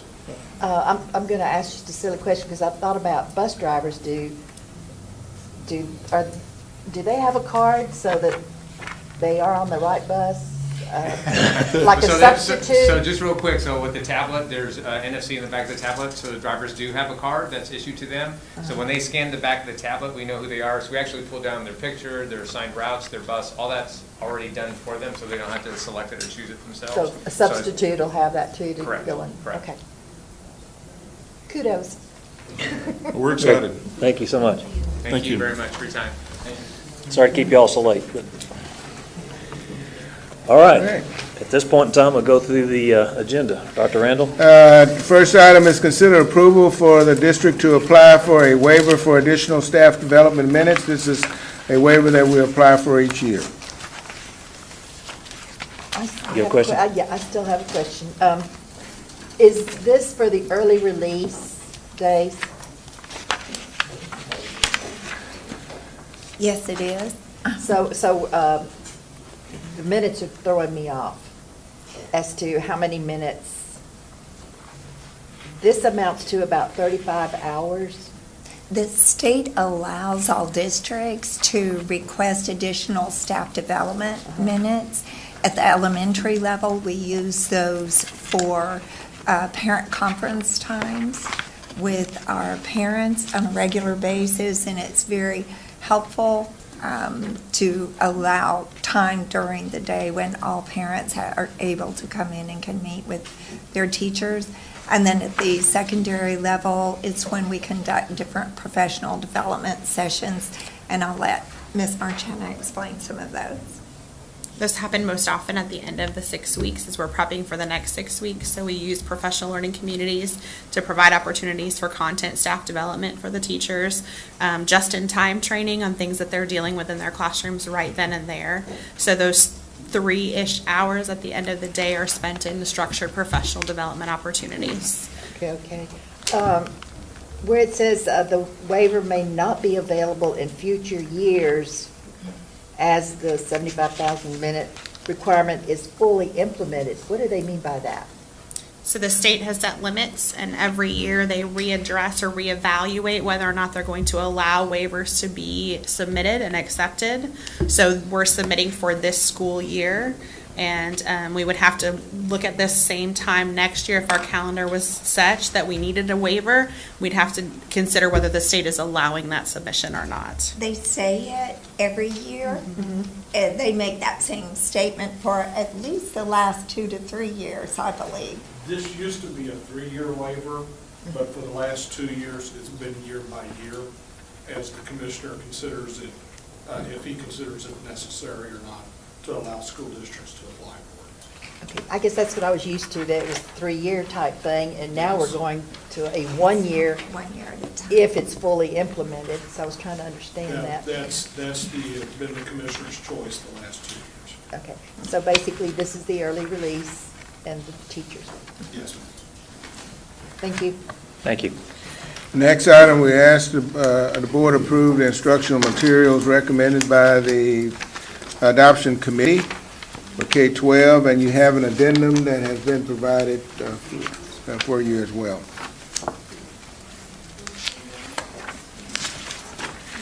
Next item, we ask the board to consider approval of budget amendment request. I have a question. Yes, ma'am. I think I got to look at the notes. Never mind. Okay, continue. Time goes by.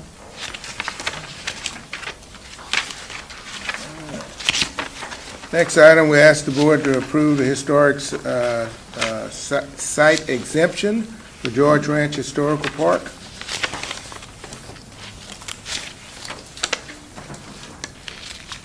The next item, we ask the board to consider approval of infrastructure or the purchase of infrastructure and equipment in the amount not to exceed $1.5 million. I have a question. Yes.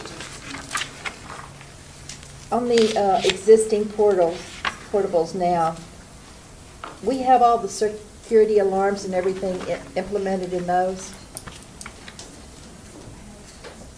where it says, security alarms, cameras, computers, and other technology equipment, retrofitting existing portables. So on the portables that we have now, do we have the safety and the security alarms? Yes, ma'am. All that we're doing here is the fire alarms, the communication systems, the camera systems. That's what's included in that amount. That's all included? Yes, ma'am. And that's what we put in every portable that we move around from school to school. That's all. It's already all in place? Yes, ma'am. Okay. I guess I had too much time, and I know it's very late, but it says the transfer of funds for use in this manner will exhaust a substantial amount of residual funds for the 2011 bond program. The question I had on here was, can we look forward to any more money being available out of the 2011 bond, or are we pretty well run out? We're very close to being finished at this point. There were still some projects that weren't quite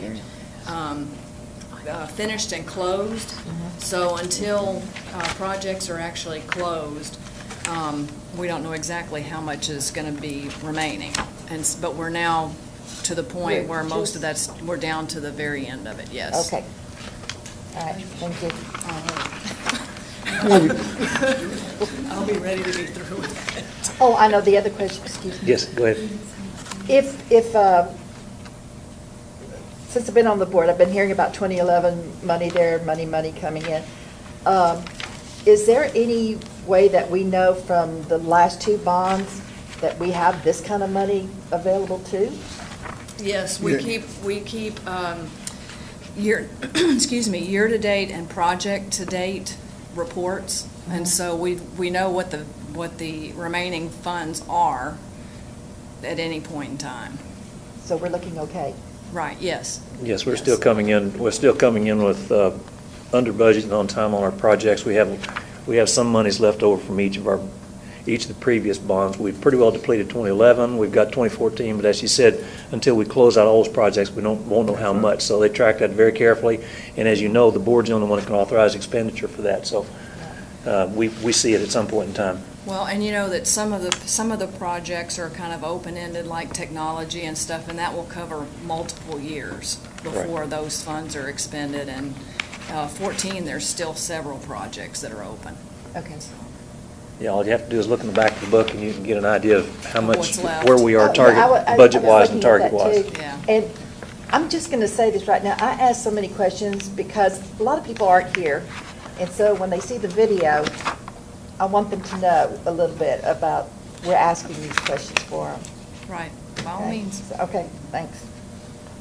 Thank you. Mr. President, I need to go back to consider ratification of financial and investment reports, if the board has any questions about that. Yes, sir.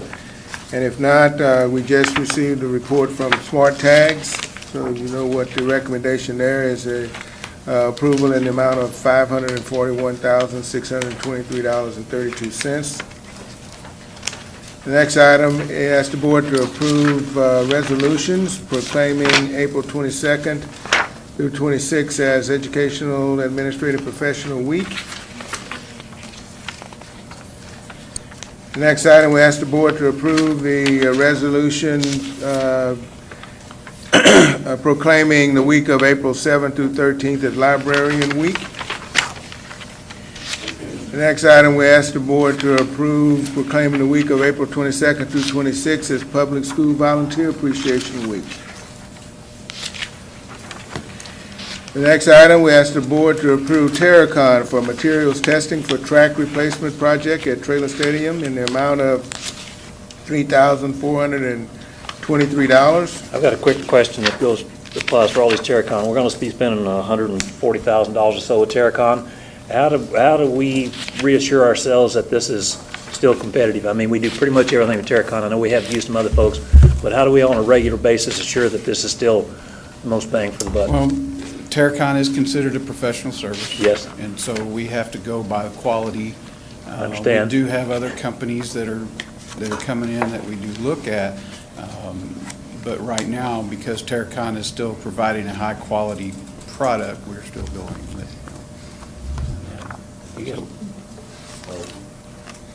we're also gauging their price based on other projects they've done for us. There you go. There you go, there you go, thank you. That's the answer I'm looking for. Thank you. That covers the next 6 items for me, so, Okay. Dr. Randall. How long does the track last? The track that we're proposing here is a 10-millimeter full bore. And so the typical track, it'll still, in 8 to 10 years, have to be another surface put on it. But with the 10-millimeter full pour, we just have to add a surface on top. We don't have to strip it off and put another surface down. Yes, ma'am. Okay, there again. This, I have turf, or it's small parts of mine, but can you explain why the fill is different in each school? And, you know, I'm not understanding all of this. Why the cost from Terracon is different for each Well, location? it says Terry, the new synthetic turf field, 54 inch of fill, and then if you go to Foster, it's 48. If you go to Fulshire, it's 42. It all has to do with the geotechnical report as to how much they have to bring down in order to get the PI that they're looking for, the amount of rise, the 1 inch, because they've got to dig down and put a whole new subgrade system underneath it. And to get it to where it doesn't, all the soils are different. Yeah, that's the purpose for having Terracon, to find out what this soil is in every different place in the county, because That's why they're testing it at this different. Yeah. Yes, ma'am. Okay. The stuff expands and contracts at different plasticity, and it expands and contracts, and then you gotta calculate how much I've got to go down and how much stuff I've got to remove to be able to make the stuff stable, so it's. I'm not an engineer, I'm glad you explained that to me. Okay, well then, we'll just run through these, because the next project is the turf project at George Ranch High School.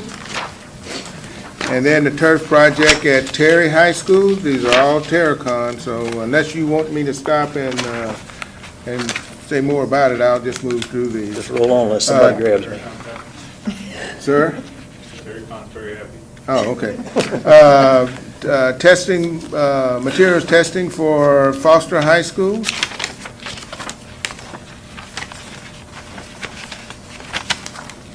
Fulshire High School.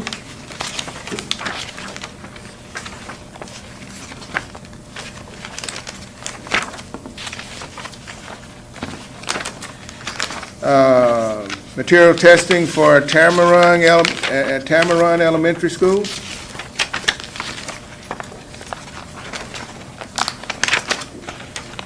And then we asked the board to approve environmental solutions for hazardous material surveying services for various projects in the amount of $10,400. And those projects are listed for you from Terry High School to Beasley Elementary. We're on page 105. 105. Okay. You with Thank us?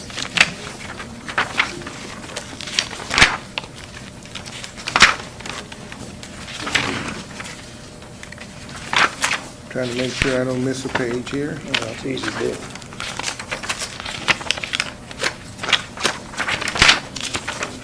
Get on it. All these $800 pages here.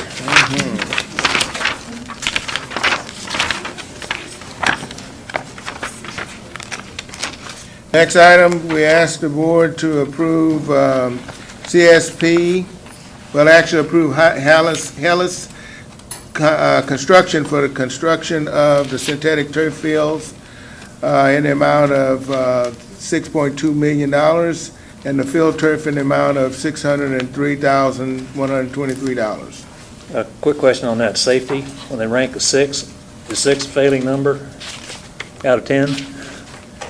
I'm saying safety, you know, you got 4 companies there, 2 of them rated an 8 safety and 2 of them rated a 6. 6 is not a failing grade. Well, 6 out of 10 is failing grade. So. Right. Usually what happens is they may have a mark against them because they may have a .8 EMI rating from the safety, and the others may have a 9. And so on our rating scales, that's where the points are taken off of the different EMI scales. Yeah, I just came from a business where a crappy safety rating was the death knell for people, so It's not, 6 is not as crappy as it sounds? No. Okay. No, All sir. right. Thank you. Next item, we ask the board to approve Mills Development and Construction for the construction of Foster High School athletic improvements in the amount of $734,281, and that's on page 151. Yes, sir.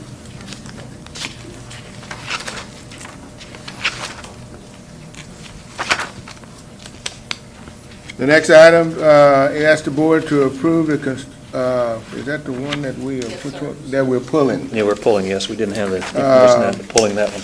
The bids came back over budget, so we're going to take and pull that and go back and work on it a little bit more.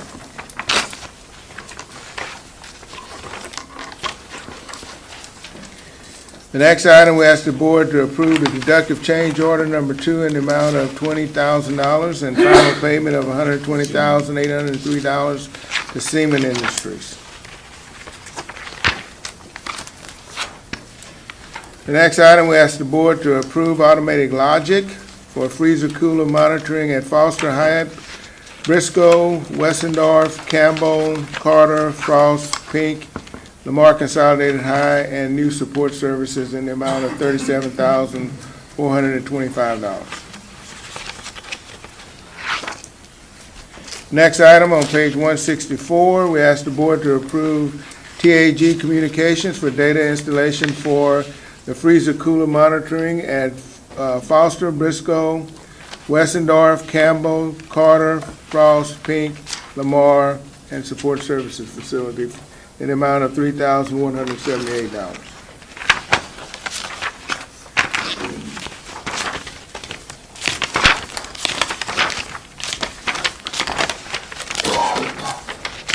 The next item, we ask the board to approve Pure Speed Light Wave for fiber data connection for Tamaron Elementary School in the amount of $100,779.04.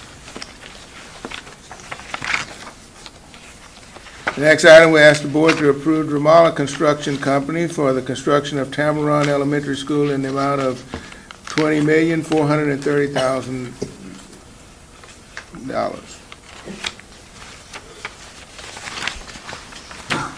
The next item, we ask the board to approve the resolution, the de-annexation from the ETJ of the city of Thompson and the annexation into the ETJ of the city of Rosenberg. Question over here? Do you have one? No, go ahead. Is this something that we didn't know before we purchased the land? Or This came up from the MUD district. We knew we were in the Thompson ETJ. Okay. And then we asked MUD 162 to provide water and wastewater to our campus. What we didn't know at the time that MUD 162 then agreed to annex us, but they have to be all in one ETJ. They can't be in two different ETJs. So we have to ask the city of Thompson's to release us from their ETJ because all of 162 right now is in Rosenberg's ETJ. So is that something for knowledge for future Oh, yes. land purchases? Okay, thank you.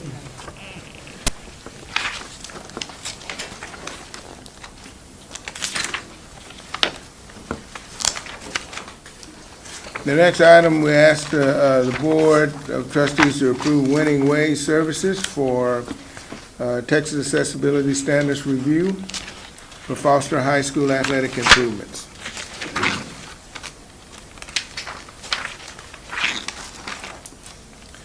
The next item, we ask the Board to approve cooperative purchasing agreement as the procurement method for language other than English labs at Foster High School, Lamar, and at Terry High School.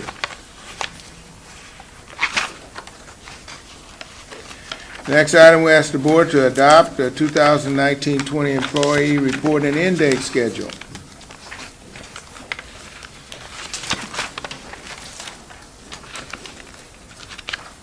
Next item, we ask the board to approve the purchase of uninterrupted power supply in the amount of $37,405.34 from CDWG.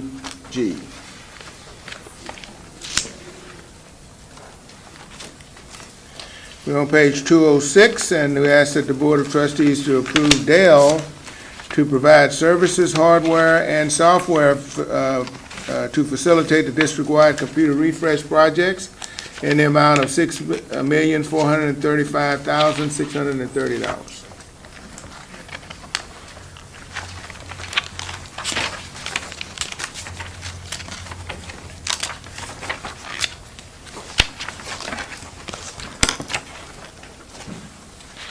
The next item, we ask the board to approve Go IT Services for professional services relating to computer refresh projects in the amount of $75,000. And Mr. President, those are the action items. Do you have any audience statements on the action items? There are none. Thank you. Information items, Dr. Randall? Any questions that the board has on any of the information items? First one is the freezing of interdistrict transfers. That is something that we do each year after looking at the populations on those campuses that are over their student numbers. I have something just to help me clarify.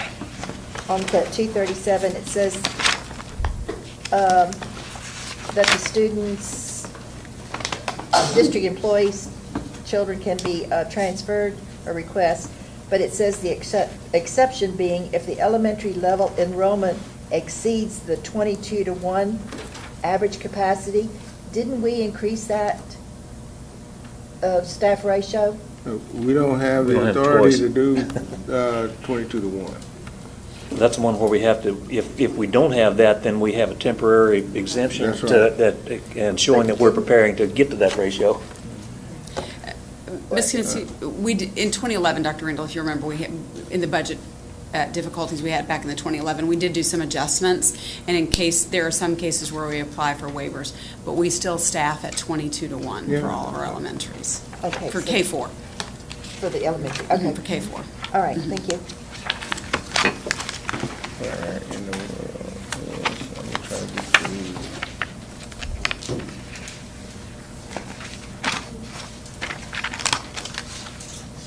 through. Okay. Tax collection report.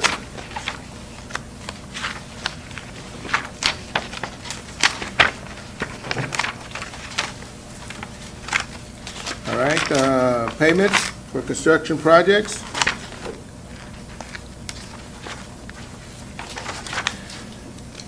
$14 bond. This is where you can do a tally there and get an idea of how much. And I was going to say thank you. I did see that after I read the whole book. Yep. But I appreciate that. That's where you can have an idea. 17 bond. I know I have to get it back and step front. And the projects that are being funded by the 2011 available funds. The board asked for a quarterly update for transportation, and that's provided for you. Drivers leaving the department, what reasons for that? Any just various? It's various reasons. Some are going to other jobs, full-time jobs. We've had some retire. Yeah, we're competing with a good economy, aren't we? We are. If you look at the road construction, that really makes me mad because I think they're cheating. Any of those signs, you see these big orange signs that look like a construction warning sign. And it says, if you have a CDL come, we'll give you 60 or 70 hours a week. Yeah. So that's the kind of things that we're competing with. All right, thank you. I would like to though commend you having all the safety meetings and all the conferences and all the, I noticed a few of them had to give up a Saturday to go to the training. I really appreciate y'all doing that. Thank you. Thank you. We're doing a lot of that. Okay. Thank you. I think you all have heard a lot about naming of schools tonight. I believe we did. We have one more strategic planning meeting next Monday. And then they will complete their work and then be presenting their recommendations to the school board in April.